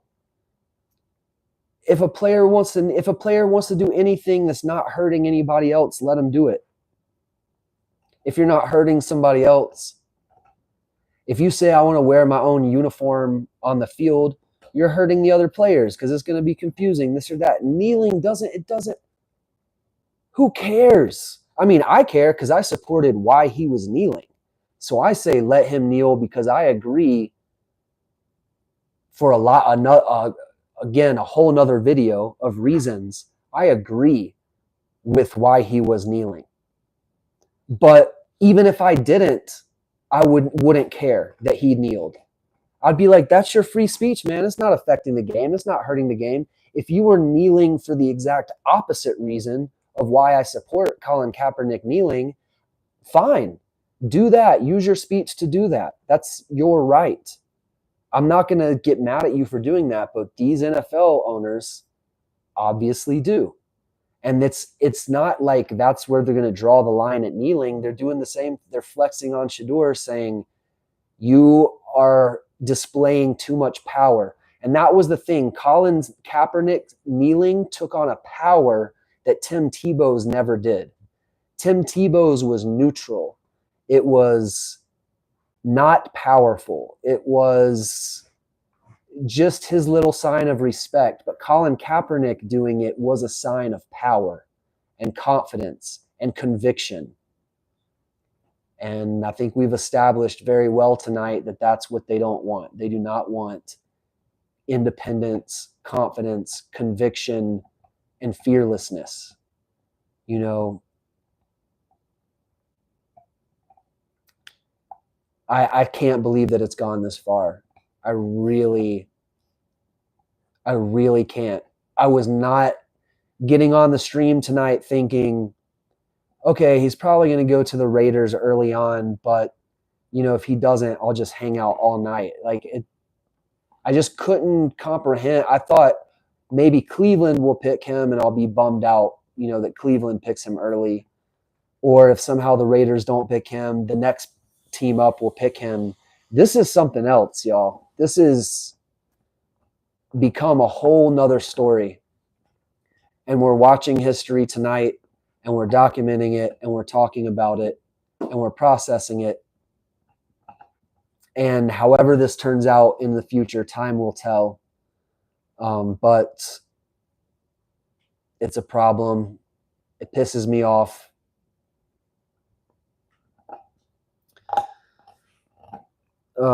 Lady C says the hate is for Prime first. The hate towards Shedeur is you can't get over on him. I agree with both of those.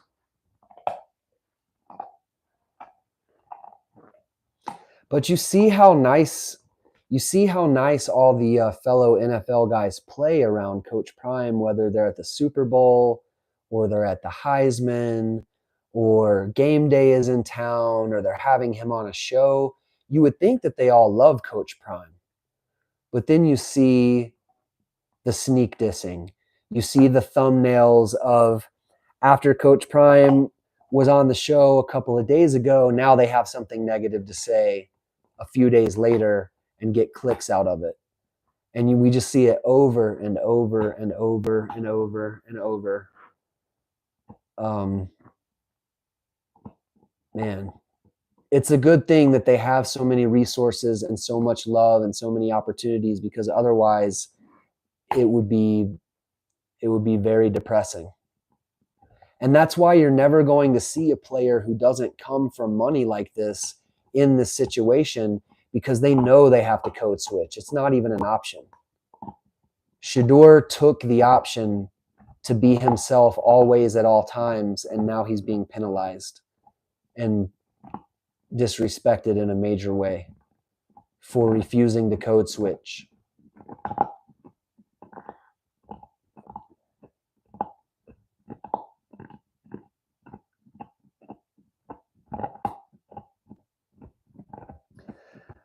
Okay. I'll look at my notes before I start going in on the haters, because once I start going in on the haters, then it might take a second. You guys knows. I'm not gonna block them. Like I can I can block you and mute you right now. If the aunties ask me to block you, then I probably will. Otherwise, I'll just let you stay around for a minute, and then I will get to you when it's time.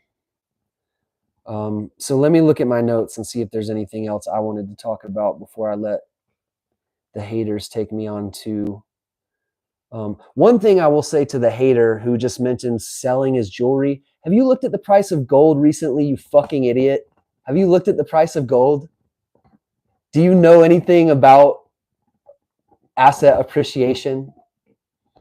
And I'm just going to stop myself because I can play with you. We can play. We can talk about what gold and diamonds are doing right now and, you know, what possessing them means as far as having an asset. Because it's not a bad time to possess gold and diamonds if you didn't know. Just cluing you in there before you keep, you know, I know how you guys like to repeat the same things over and over until you get a response. So that might be one you want to put in your back pocket, because the price of gold and diamonds right now, it's like, it's a good thing to have. Okay. You got it, Lady C. Let me go back to my notes. Okay, let's talk about curveballs. Were Shedeur to be rejected by the NFL entirely? Robbie, that's what they are. And they don't. It's just sometimes I feel like they need a little bit of an education. Exactly, FPSD. That's what I'm saying. I will code switch. I will code switch. I got a lot of different codes that I can speak. And you are right. We all code switch. And I am not in the position of Shedeur, which is why I code switch, because if I just was purely myself here on YouTube, it would be too abrasive for the aunties. You know, I have more of a rough and tumble Marine Corps sports background, but I'm also, you know, I love my dog. I love my family. I'm a family guy. I love I'm a very loving person, so I can switch between the love code and the let's get down to business and shit up, you know. But I want to talk about curveball ideas for Shedeur if he's rejected completely by the NFL, which I can't even imagine. But after right now, let's say he rejects the NFL, they reject him. Whatever happens, he's like, you know what? Next year, I'm not playing the NFL. Somebody asked if he could come back and play another year of football in college. There's a curveball. What if Shedeur came back and played next year for the Buffs with the wide receiver talent, with the offensive line talent? I don't want to go too far down that lane because I don't know what the rules and regulations are around that. I would love for somebody to tell me, share with me. I know that he has another year of eligibility. I don't know if you sacrifice that when you declare for the draft, or if you declare for the draft, you sacrifice it for the next year, but then you could undeclare. And I don't know. A YouTube channel, just like Bucky, or Destroying, you guys know Destroying started a whole football YouTube subgenre. If Shedeur wanted to do something like that, not even the same format as Destroying, his own thing, uniquely Shedeur, whatever he wanted to do, people would watch it, and that channel would generate millions and millions and millions of dollars a year in ad revenue and endorsements. He could just start a YouTube channel next year and make more than many NFL players will make in salary, probably as much as many quarterbacks, simply if he just decides to take his brand to YouTube. Say he goes on to YouTube and he's like, I'm going to do the Destroying route. I'm going to go play football, pick up games, different areas, coach up different quarterbacks, visit different schools. I'm going to also bodybuild this whole time, and I'm going to become like Debo Shedeur. I'm going to get like brick shit house jacked and make that part of my channel. And I'm going to keep, you know, my practice and training up as if I was a backup in the NFL, such that inevitably one quarterback gets injured and they go down and they're like, they come begging to Shedeur. They're like, he's been doing his own thing on YouTube, but he's in better shape than ever. He's more trained than ever. He's been breaking down film on his channel. He's been coaching up the kids. He's been going to different, whatever. The point is, that's just one single thing Shedeur can do away from the NFL and have a life most people could only dream of. Will he be happy doing that? I don't know. I don't know. I know that there's a lot that he expresses about wanting to be better than his dad. And a lot of that is wrapped up in the NFL. And so he may have something inside of him where if he doesn't get to dominate in the NFL, he's never going to be fulfilled. Or maybe he doesn't. Maybe he realizes if they're going to make me be somebody else, I'll go over here and be myself and be wealthy and do my own thing, my own way, and be totally fine with that. We don't know. These are questions I would love to ask Shedeur because now it's getting real. And it's like, Shedeur, I know you realize, but let's bring to the front of mind, let's talk about that you have incredible options laid out in front of you to be as wealthy, as successful, as much of a celebrity or not a celebrity as you want to be with or without the NFL. But if he's tied up in the only way I'm going to be happy is playing in the NFL, then he may have to conform more to what those cartel billionaires want from a quarterback. But the future is unwritten. And if this was happening to Lamar Jackson right out of school, or Kaepernick right out of school, or Cam Newton right out of school, it would be way more of a tragedy because we'd be like, man, their life is ruined. They are screwed. But it's not that way for Shedeur. It's not. His life is going to be incredible and amazing compared to most people, no matter what happens. But does he understand that? Does he grasp that? Watching the behind the scenes video from last night, I saw both sides. I saw a side of him that expressed that he does understand the perspective of everything and that he's going to be fine. And then there was the other part of him that was humiliated and angry, as he should be. But I don't know how it's all going to play out. I just know that he is going to be fine. I just wonder, does he understand that right now?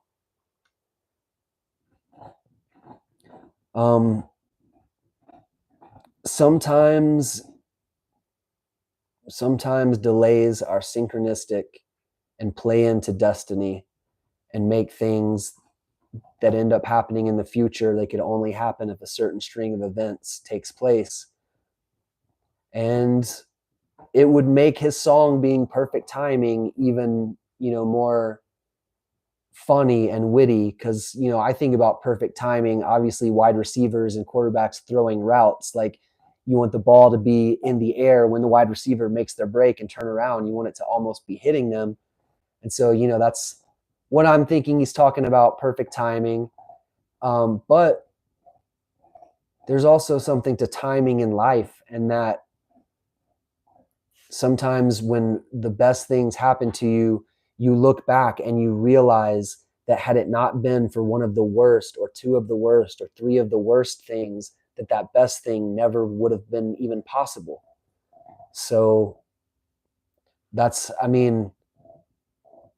with the prerequisite that he is going to be okay, but the disrespect is not okay, the next best thing is to hope that this is going to play into some kind of bigger timing, that it's going to work out and be an incredible chapter of what his story ultimately is.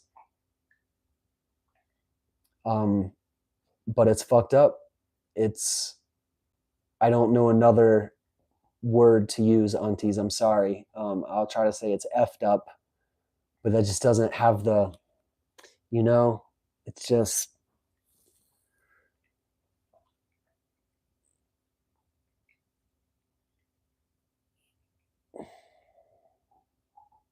It's frustrating.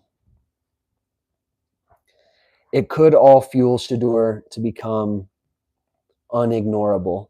And that's what I'm saying, whether he does it through a YouTube channel, which just seems like maybe the obvious thing if he's not going to get what he wants from the NFL, to make a ton of money and advertise his skills every day. Because he could use the YouTube channel as film to show teams what they missed out on at the same time as collecting a big paycheck and lots of endorsements. So that would be something that no football player has ever done. Like, okay, you know what, NFL, you pass on me. I'm not going to come to any of your camps or beg or bend the knee. I'm going to pass on you. I'm going to do my own thing until you come back to me begging for the quarterback that you know I am. And it's a chance to do something that's never been done. I'm sure that's not what he's wanting to think about tonight. And back to Tom Brady being drafted in the 6th round.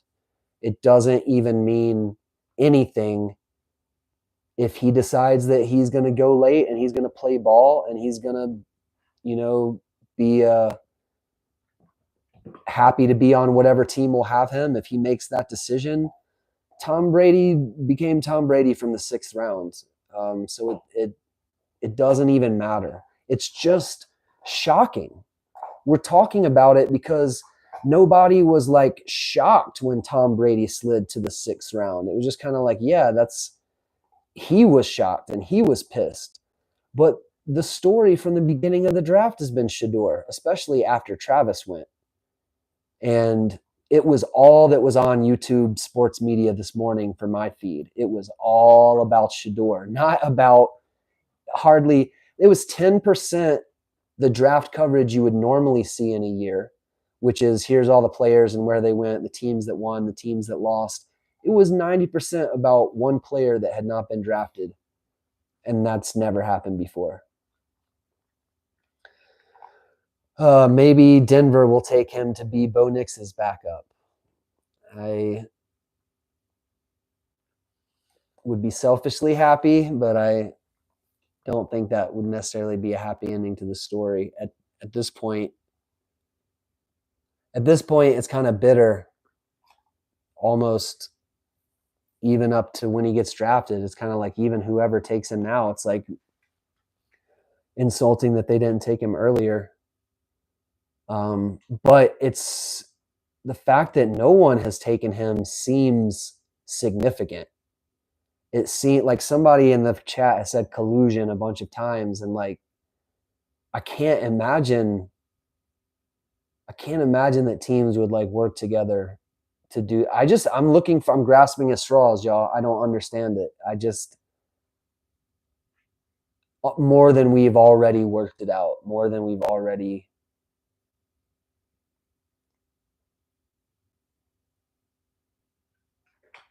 I'm at a loss for words because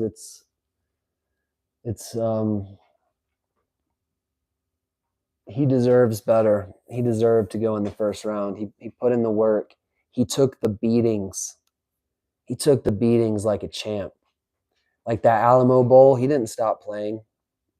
He stayed in the Alamo Bowl, took the beating for his brothers like a man that he is, like the quarterback that he is, and he deserves better.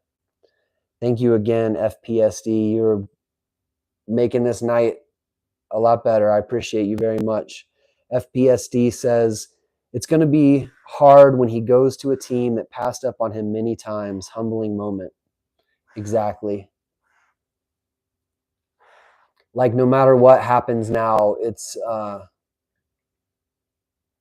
not the celebration that we were all planning for, but especially the Sanders family.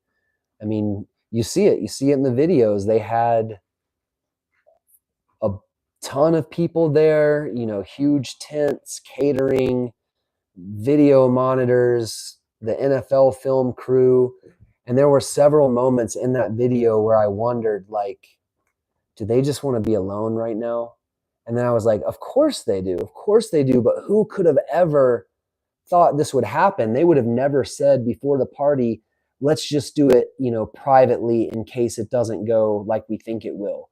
That wasn't like not going like we think it will was late first round for everybody. And they were like, well, so if it goes bad, we'll have a long party. But then you saw near the end of that party and the frogs start chirping. It was so awkward and so painful and so hard to watch.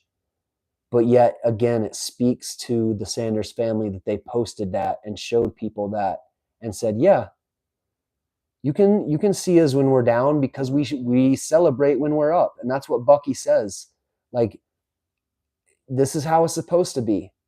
You win some, you lose some. When you're down, the haters are going to pile on. That's what they do. That's their job. That's a hater's function, is to hate and pile on. So this is their time. This is your time to win. And I will show you my vulnerabilities with no fear. I will show you my pain. I will show you this loss behind the scenes, because when you watch it, our family will get paid. And when Shedeur ultimately wins and proves to the world what most of us already know, what many of them already know, but they're just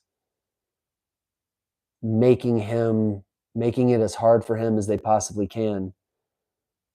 When he finally wins, that this video is just going to be further testament to the strength and the dedication and the heart that was required to get where he's going. And that's what, in the midst of being pissed off, we can all take away from this as Coach Prime fans, is that even at their lowest, they're stand-up, respectable, strong men full of integrity and honesty, and they're fearless. It will show you the pain and the loss, because the game's not over, and time will tell.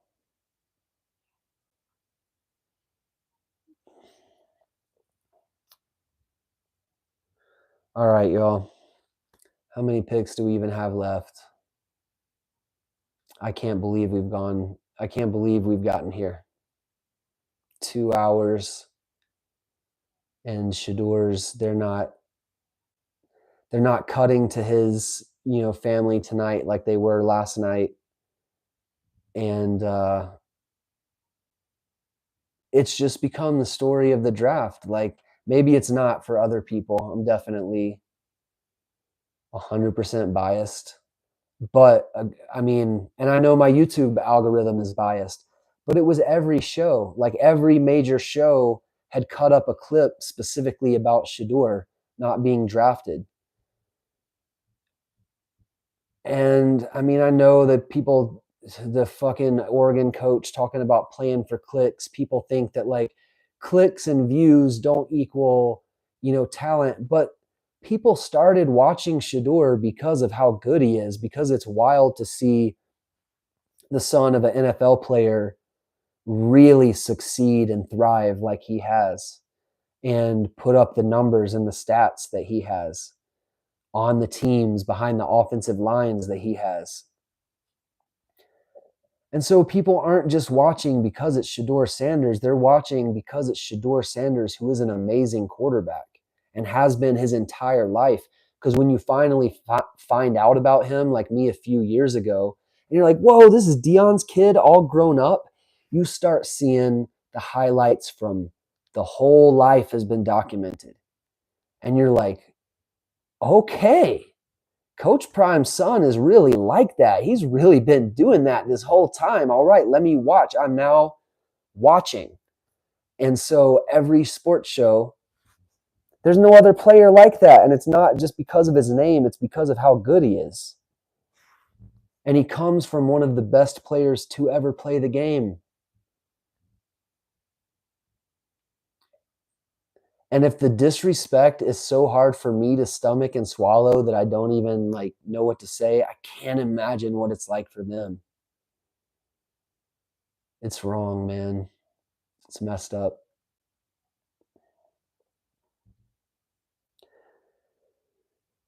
Chat says if you were to tell me he'd go undrafted, I wouldn't believe it. I mean, whatever it says about me, I would not have believed that he was going out of the first round. And again, I've been around football all my life. People can say whatever, it's all subjective. You can say what if you think I'm an idiot because I would never have believed he wouldn't have gone in the first round, so be it. You can think I'm an idiot. I'm being 100% honest with you. I would not have believed it. If a time traveler had come and been like, Shedeur's not going in the first round and told me nothing else, I'd be like, nope. You could have proof that he's a time traveler, and I'd be like, he's trying to trick me for something. He's a trick me for the timeline. He's not telling the truth. There's no way somebody in the first, if the middle pick of the first round gets Shedeur Sanders and somebody else hasn't taken him, they're going to take him just as a bargaining chip, even if they don't need him. So I was wrong, wrong, wrong, wrong, wrong. I just don't believe that the people passing on him or analyzing him according to his football. I think they're analyzing him for things that have nothing to do with football. But everybody, every team, it is difficult to understand. And I'm glancing up at the TV as the Lions pick, and it's just like pick after pick after pick. Just getting used to that none of them are Shedeur feels very weird. It feels wrong. It feels stupid.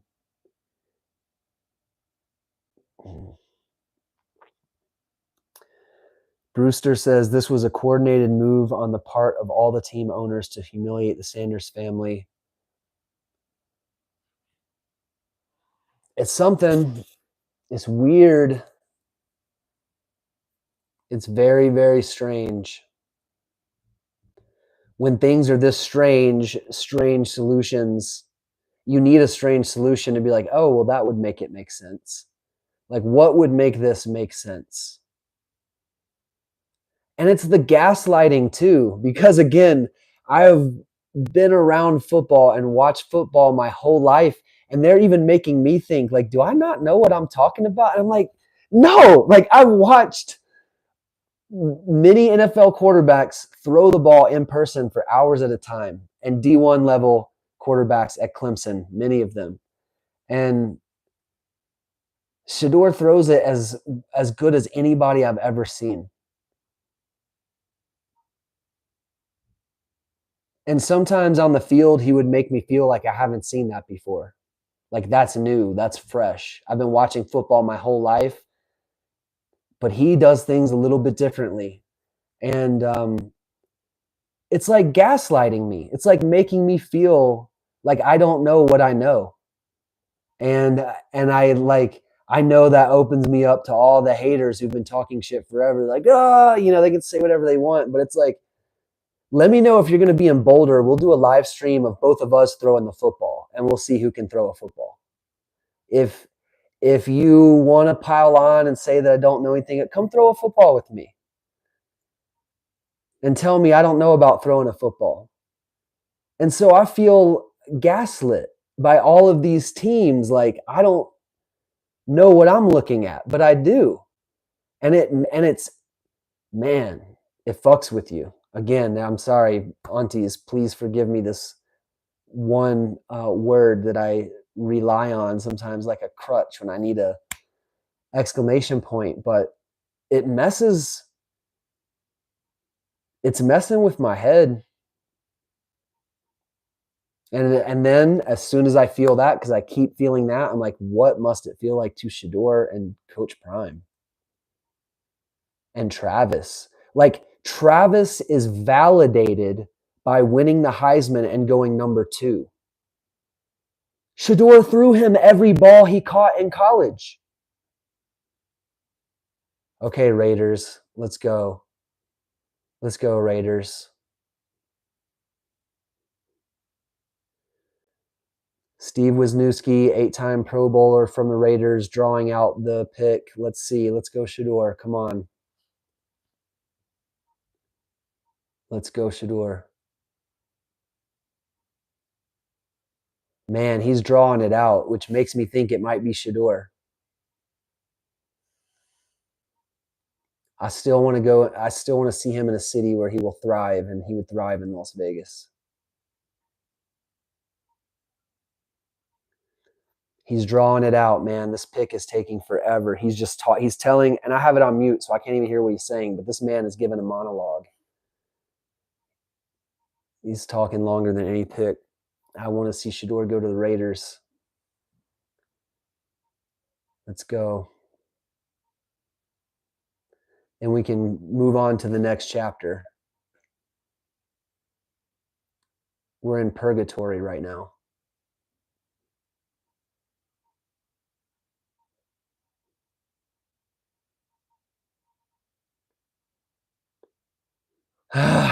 Jack Betch, a wide receiver from TCU that I have never heard of.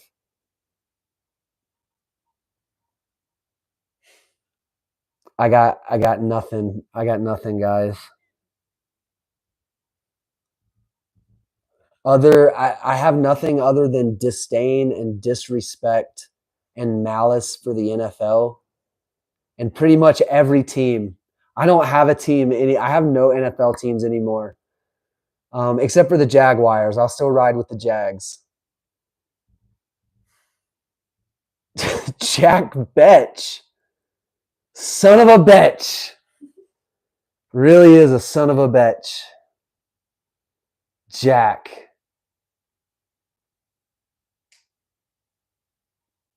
You take Jack Betch at wide receiver over Shedeur at quarterback. The fuck is going on? Like, am I being punked right now? I'm really watching the NFL. This is really NFL Network, right? This is reality. This is real. Y'all are here. We got some people in the chat. Are we in the same reality? What is going on here? You guys know about CERN and the Large Hadron Collider, like shifting parallel universes and shit? Did that happen a couple of days ago? Did we go into a universe where Shedeur is not actually the best quarterback? And again, I can hear what the fucking haters are saying. And so haters, before you start, you better come throw a football with me. Or you put a video of you throwing a football because y'all just hate Shedeur. You don't know quarterbacks. You can't throw a football. Prove me wrong. Show me somebody who can throw a football saying that he's not one of the best quarterbacks, if not the best quarterback.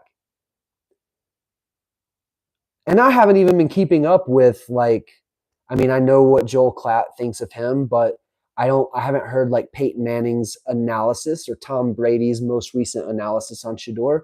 But let's ask them. Now that this has happened,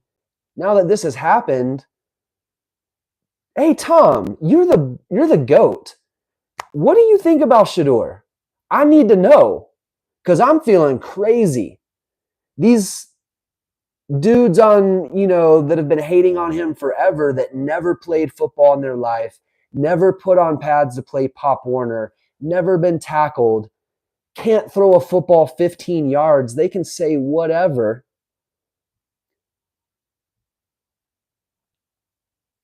But those of us who can throw a football and who played know he's one of the best. What's going on, man?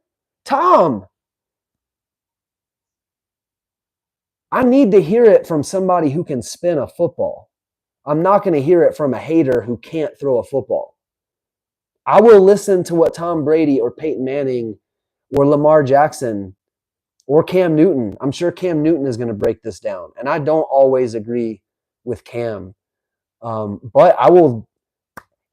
One thing is for sure, Cam Newton is a billion times the quarterback that I will ever be. So I will say, you know what? You're qualified, Cam. If I disagree with you, maybe I'm wrong, because I know you know what you're talking about.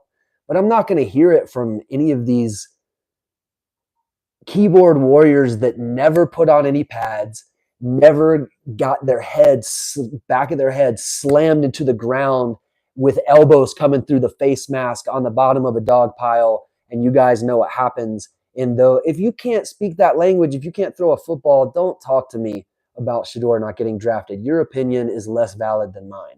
And my mind is blown. I don't, it's disgusting. It's fucking deplorable. Again, I'm sorry for my language, aunties. Please forgive me.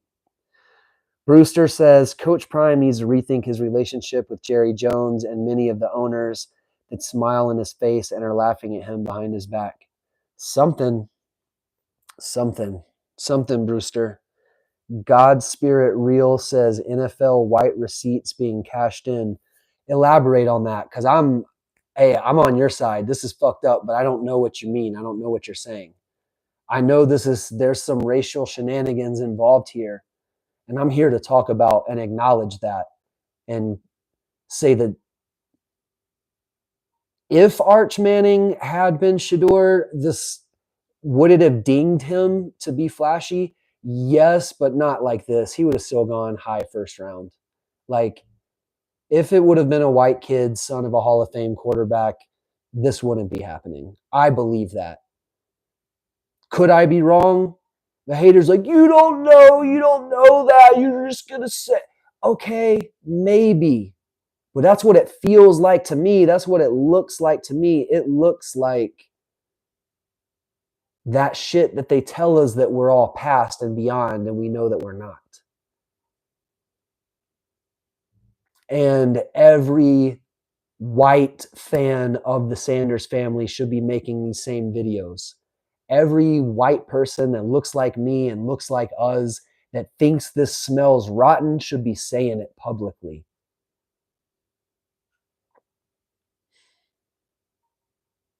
It's wrong, man. He's a good kid. And they dehumanize the people that they hate. They make it like he really is a superhero and so he can't feel pain, and they treat him that way. But that's not how it is. We know that it hurts, and we know that he doesn't deserve this. We also know he's going to be fine. It's good to know that he's going to be okay because he is who he is. But it doesn't make it okay. It doesn't make it even a little bit okay. It's like two separate things. I gotta see what my battery is at, y'all. Bear with me. Okay, we got enough battery to keep going here, probably to the end of the second round. 6 more picks. So we're gonna ride 6 more picks. FPSD, my man.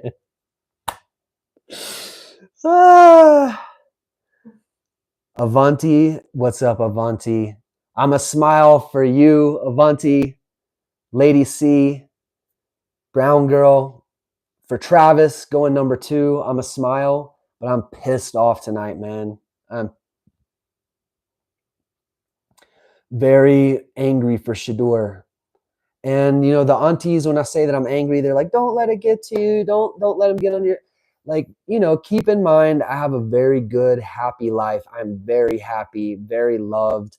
I'm going to eat good food after this with my family, with Mrs. L&L. I'm going to play with pork chop, love living in Boulder. None of that's changing, but I'm pissed off for Shedeur. Again, both things can be true.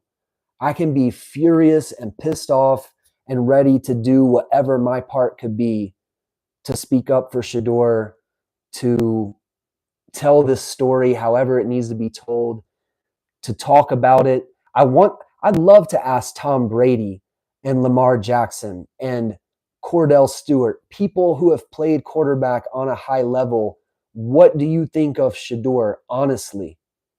And be able to, if Tom tries to give a political answer, somebody tries to be like, press them. Be like, no, this is this young man's life. Let's be real, Tom. Pull no punches. But then you're like, can even Tom Brady at his level, can he even tell the unvarnished truth? Does he still have to please the owner of the Raiders that he's a minority owner with? Does he still have stock, mutual fund, interest, collaborations, money, things where he has to edit? Or can Tom say whatever he really thinks and not holds back? I want to hear a quarterback who can throw the football, who is not afraid to tell the whole truth and nothing but the truth. Explain this to us. Because if somebody who's been there and done that says he's not good enough, I still won't believe it, but at least I'll say, this is not a kid who's just angry at life, attacking Shedeur because Shedeur has a better life, who's never played football, who can't throw the football, who has no idea what they're talking about, saying, see, I told you he wasn't that good because I don't hear you. You can't throw a football. You never have thrown a football. You've never been hit. You never played. I don't hear you. Whatever. Go away. Or do whatever you need to do to get your attention. Your opinion matters nothing to me. But if I hear a quarterback who has had some success tell me that Shedeur didn't deserve to be drafted in the first round, I'll at least hear it. Show me where that is, though. I've heard nothing but the quarterbacks who analyze him say he's one of the best. So again, cover your ears, aunties. What the fuck, man? What the fuck?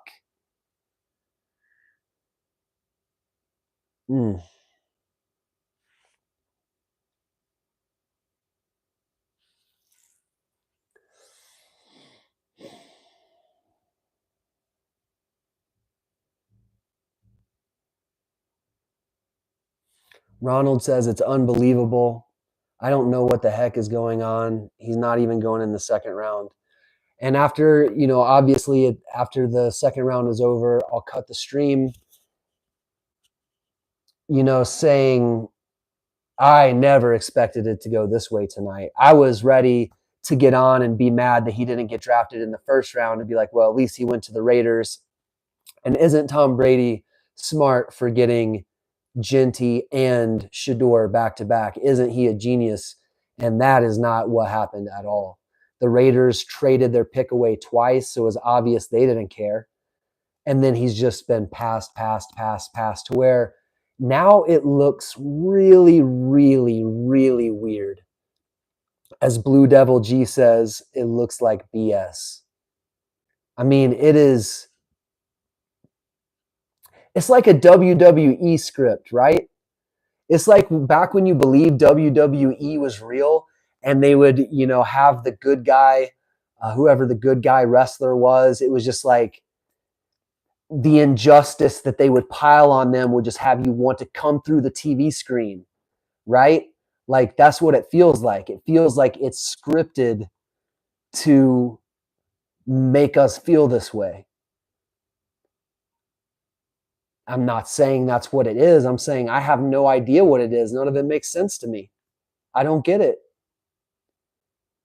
I don't get it more than what we've already talked about tonight. The personality, the things that have nothing to do with football. I need somebody to email me or link me, tag me when you find somebody who can spin the football saying that Shedeur is not a first round pick. That's my next little collection. I want to see if it exists. Can I find good quarterbacks who played in the NFL saying, nah, he really didn't deserve to go first or second round? I don't think so. I don't know what they are going to say, though. Like, what are they going to say? Are they going to just be real and say that this is bullshit like we are? Or are they all tied into that NFL network such that they have to play ball? And if they don't agree, they just have to give a political answer like, well, each year is different. You know how they bullshit. You know how they like give an answer that's not really an answer. Like, Blue Devil says not looking good for the rest of the Colorado players. I think the rest of the players, it is not a huge shock if they have to go the Xavier Weaver route. But for Shedeur, it's a different story. And should Will Shepard have gone before Betch? And I only remember his name because it sounds like bitch. I've never heard of this guy in my life, but he went to the Raiders where I was like, okay, they're finally going to pick Shedeur. And they take some wide receiver from TCU called Betch. over Will Shepherd, Jimmy Horn, LeJontay, or Shedeur? What the aunties, cover your ears. What the fuck? Son of a bitch.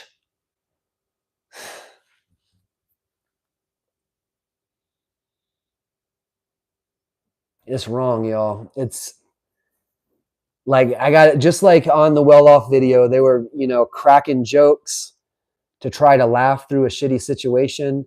And then a draft pick would come on and they'd all get real quiet and somber.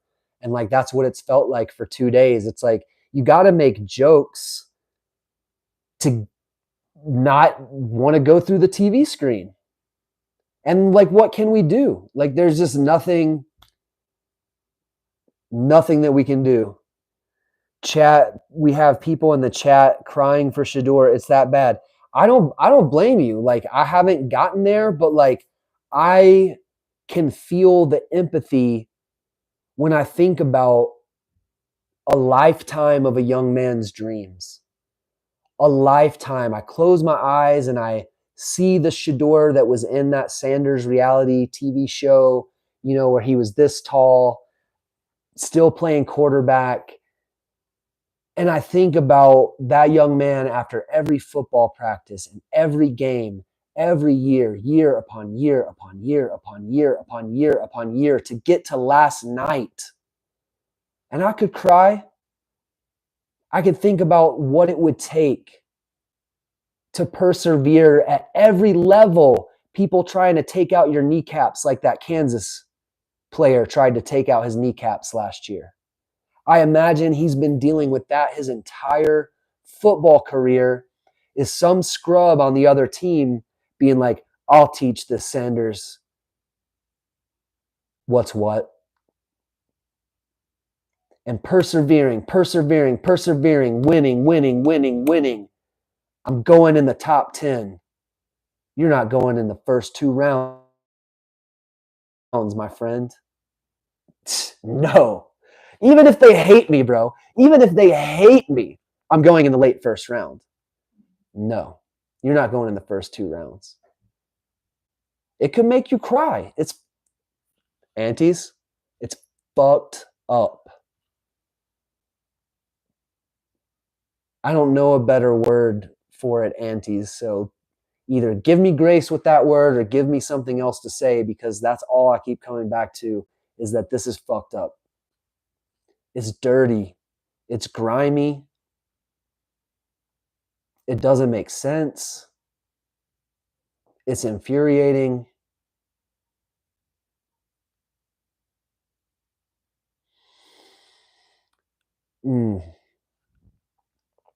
Blue Devil G says the hate is real. And that is a word for word quote of Coach Prime in the video last night when the Saints had their first pick. I don't even remember who they picked now. This has all just been like a blur. I could have paid attention to the whole draft and been like, oh, RJ Harvey. I just saw RJ Harvey on the screen. I don't even know who he went to because I don't care right now. And a lot of these players that I liked from other schools, I've like seen them go here and go there. And none of it's stuck in my brain because this whole time I've been just feeling so gaslit about Shedeur that I can't even see the rest of the draft. It's like happening in front of my eyes and I'm watching pick by pick go by and remembering nothing except for that Cam Ward went number 1 to the Titans. Travis went number 2 to the Jaguars. And Ashton Genty went to the Raiders, and the Raiders had a chance to get Genty and Shedeur in the same draft easily. And they said, nope. And the Saints too, everybody. What are we talking about here? Everybody has passed on him twice, except for what, 3 teams left? Dirty deeds done dirt cheap. The hate is real. Chat says they're sending a message to Deion. Man, that's what it feels like. It feels like a secret society sending a message type shit. Like He's been the number one best available player on the list all night long. His name has just been at the top of the screen as the best available player on the board all night long. And wherever he is, he's just looking at his name, number one, and every team be like, not us.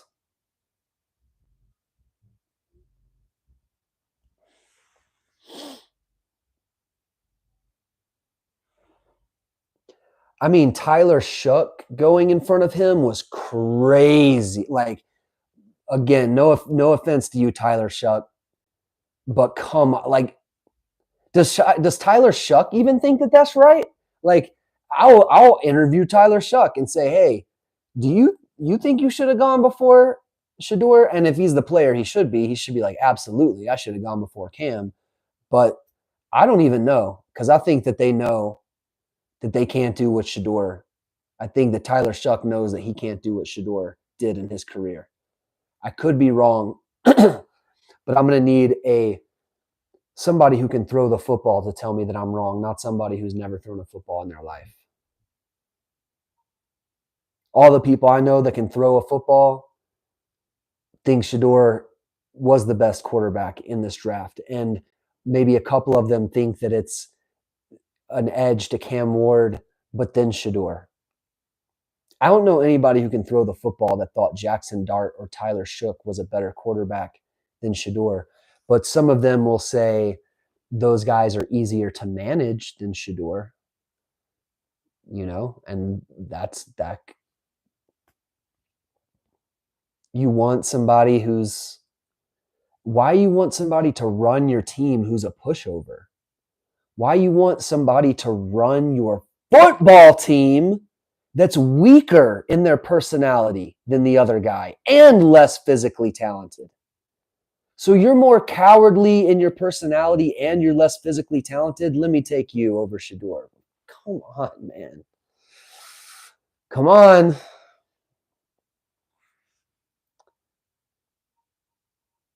Two picks left.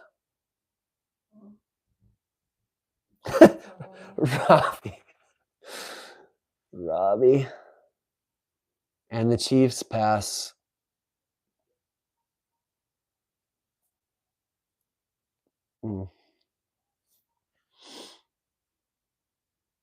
Lionheart Fitness says it's done.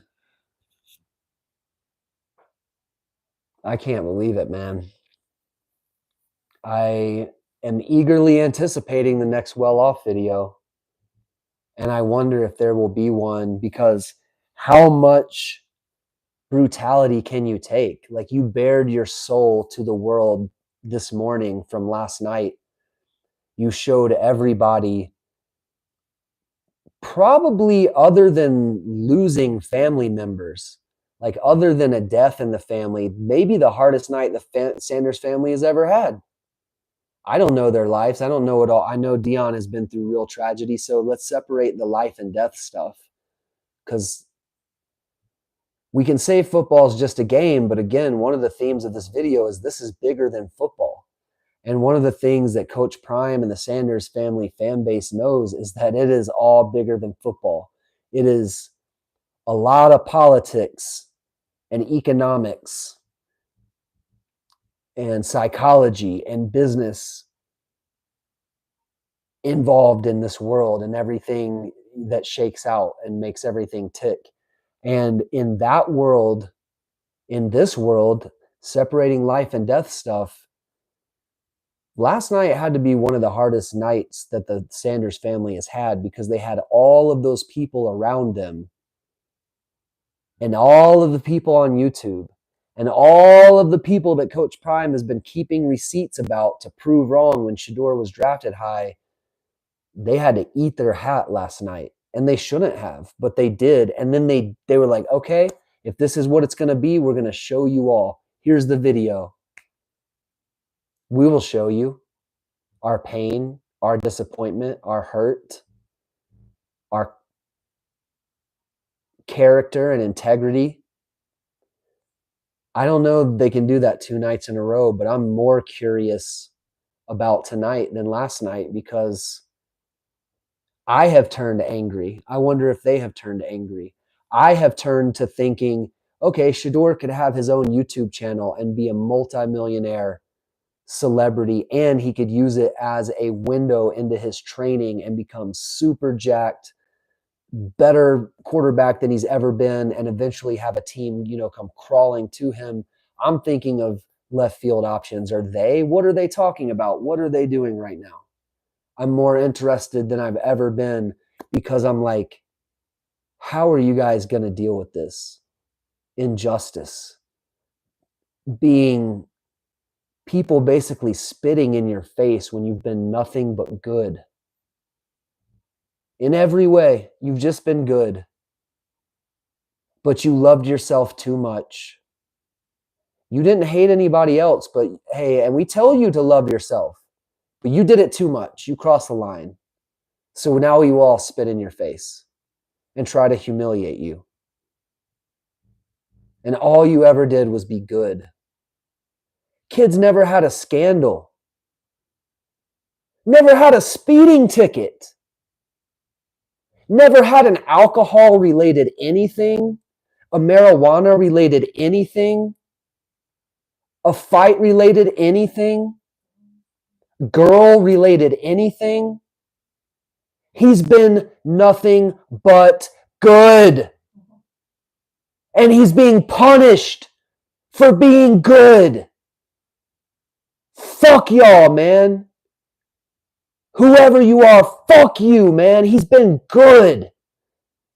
He's been a good man. He's been a good kid. He's been a great quarterback. Fuck you. Dirty motherfuckers. May there be karma and justice in the world. May there be some type of karma and justice.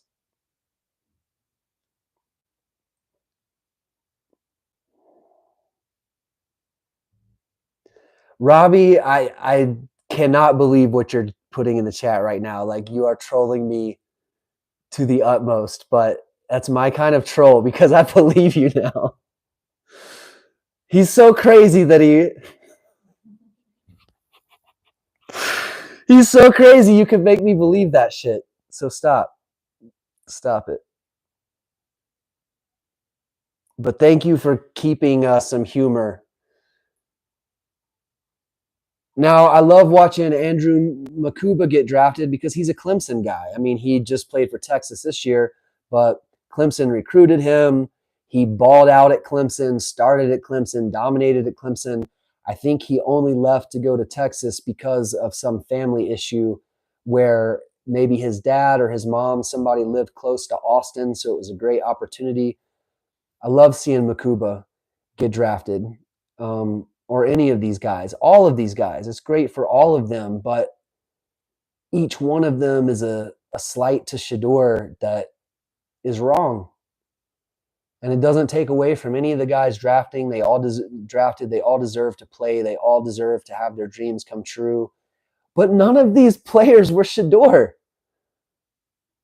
Andrew Makuba is a safety you can build a team around, but he's not Shedeur. And I love them both. I've been a fan of Makuba longer, a year longer than I've even been aware of Shedeur. Shedeur deserved to be drafted 60-something picks ahead of Andrew Makuba. All love to you, Andrew Makuba. I am a fan, a legit fan. I am happy to see you go pro. I'll be happy to see you go earlier, but Shedeur was a better football player. And these guys know that. These guys who play know. And they're in a weird position too. They can't come out and really disrespect their bosses and their organization like that. That's why you see the podcast with the former players are a whole different level of turnt and honest than anything you will hear from current players.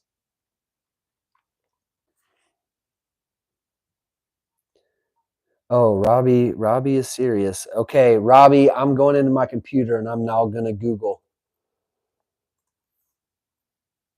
Trump, Shedeur, Truth Social. NBC News says Trump calls NFL owners stupid for not taking Shedeur Sanders in first round. This is NBC News. This is the first time in my life I've ever agreed with Donald Trump. This is a first on the stream. The first time we have ever agreed in my life is on Shedeur. Hey, I guess that's not nothing. That just blew my mind, y'all. That's real. The president of the United States said the NFL, I've never even called him the president of the United States. I don't refer to him as the president of the United States. I refer to him as words I can't say in front of the aunties. But we agree on Shedeur. Hey, we agree on Shedeur. That, now I got to read a little bit. President Donald Trump harshly criticized NFL franchises for not drafting Colorado quarterback Shedeur Sanders in the first round of Thursday's draft, calling all 32 team owners, quote, stupid. Here's the quote. Here's the truth tweet. Quote, what is wrong with NFL owners? Are they, all caps, stupid? Deion Sanders was a great college football player and was even greater in the NFL. He's also a very good coach, streetwise and smart. Therefore, Shedeur, his quarterback son, has, quote, problematic language incoming, phenomenal genes, and is all set for greatness. He should be, quote, he put picked in quotes. He should be picked, all caps, immediately by a team that wants to, all caps, win. Good luck, Shedeur, and say hello to your wonderful father. What the fuck universe did I just end up in? I am being punked. This is not real. None of this is real. This isn't real. We're in a simulation. The chat is simulated robots. These are not real people. This is not real life. The Large Hadron Collider fucked something up and I ended up in a parallel universe. Jeez.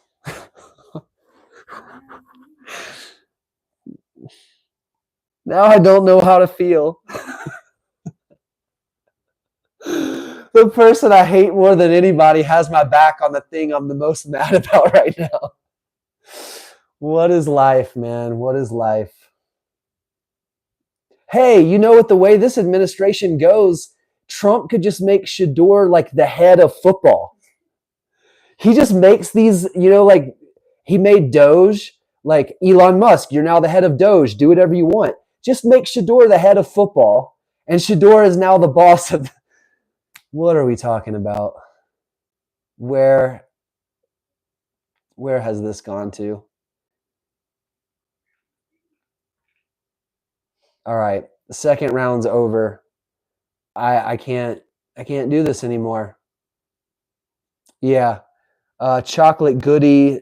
Yes, that's how I feel. If I can contort my face into that emoji, which is how it probably just looked as I was ranting about being transported into a parallel universe where Shedeur is not a second round drafted quarterback and Donald Trump is the most famous person online defending him. What is going on? I've got nothing for you guys. I'm sorry. I've got nothing but love. I appreciate you. I'm going to cut the stream. I got to go eat. And I'm going to keep watching this. I'm going to partake of some Colorado recreation to deal with this bullshit and try to relax, try to calm down, try to wrap my head around what's going on here. And like you guys, I will be on the other podcasts, the other chats. I really want to hear the opinions of quarterbacks. I want to hear people who played in the NFL commenting on this situation. I don't want to hear people who've never thrown a football, who never played football. I want to hear former players, wide receivers, defenders know a good quarterback. I want to hear NFL players, former players. Feel free to drop me links to anything you think I should watch and comment on in the comments of these videos. I did not put my email address in the description of this video, but it is in the description of all of my last videos. It's lalboulder@gmail.com. You can email me any articles, links, podcasts you want me to view or talk about. And I'm going to try to wrap my head around this with the rest of you, because chat's going crazy. I don't want to leave you guys because you guys make me laugh. Like, this is definitely a better night for me because of you guys. I hope Shedeur gets something like that. I did see all of the comments on the well-off video were like you guys, were like me, uplifting the family, telling them, showing our respect, our gratitude, support. So keep that going. Let's all flood Shedeur with love and let him know that we see the shenanigans. Let him know that there's white dudes on YouTube that see the shenanigans, that I just want to know how I can help. And I know that from when I started doing this channel last year and I was seeing, after being a huge fan of Deion, losing touch, him coming to Boulder and then getting plugged back in and catching up to speed on everything, and then being like,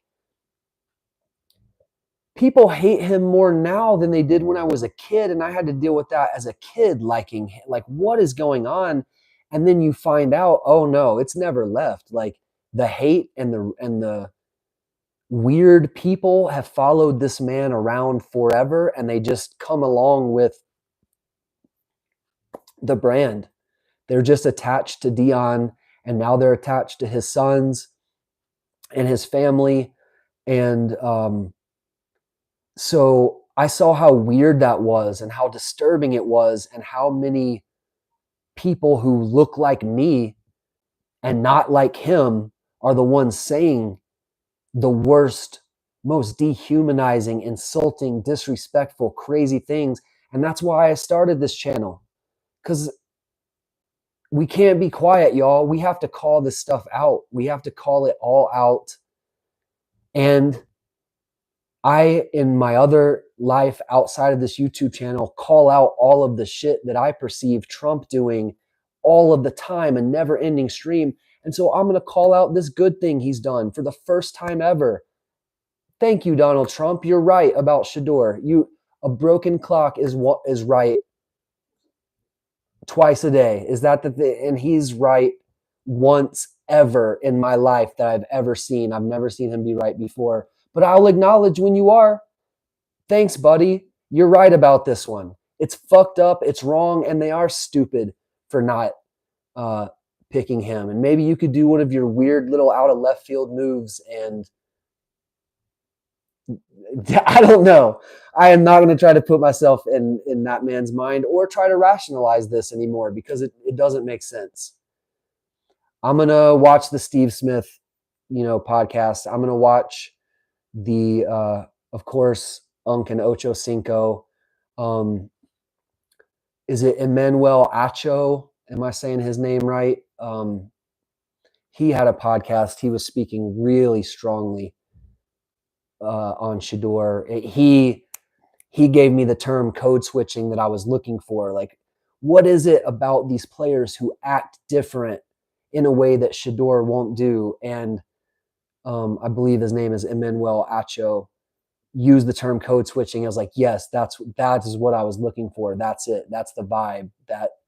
And we talked about that earlier. We don't have to rehash this stuff. I'm just giving a long-winded goodbye to you all, saying I'm going to keep my ear to the ground. I'll be in the comments sections reading what you guys write on the other pages, on my pages, and we will keep telling the story.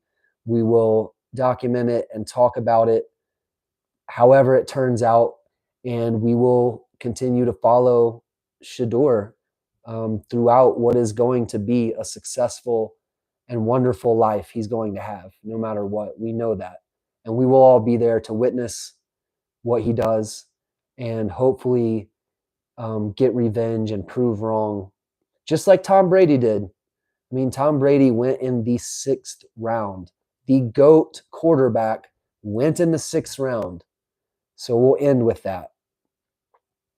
We will end with the best quarterback of all time to ever play the game was drafted in the 6th round.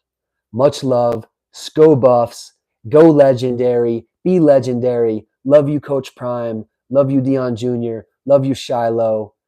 All the CU players. It's going to be a great year. You guys, I know everybody's underestimating you, and you are going to come out and blow everybody's minds. And you know what? Maybe put a little bit of a chip on your shoulder for this happening to Shedeur and let it motivate the Buff season this year. But you guys keep looking for the silver linings. Keep giving love to the Sanders family because I know that they're going to appreciate the support and being uplifted right now, and they deserve it. They're good people. They're punished for being good. Shedeur is being punished for being a good young man, and it's messed up. The best quarterback to ever play the game was drafted in the 6th round. Let's end with that.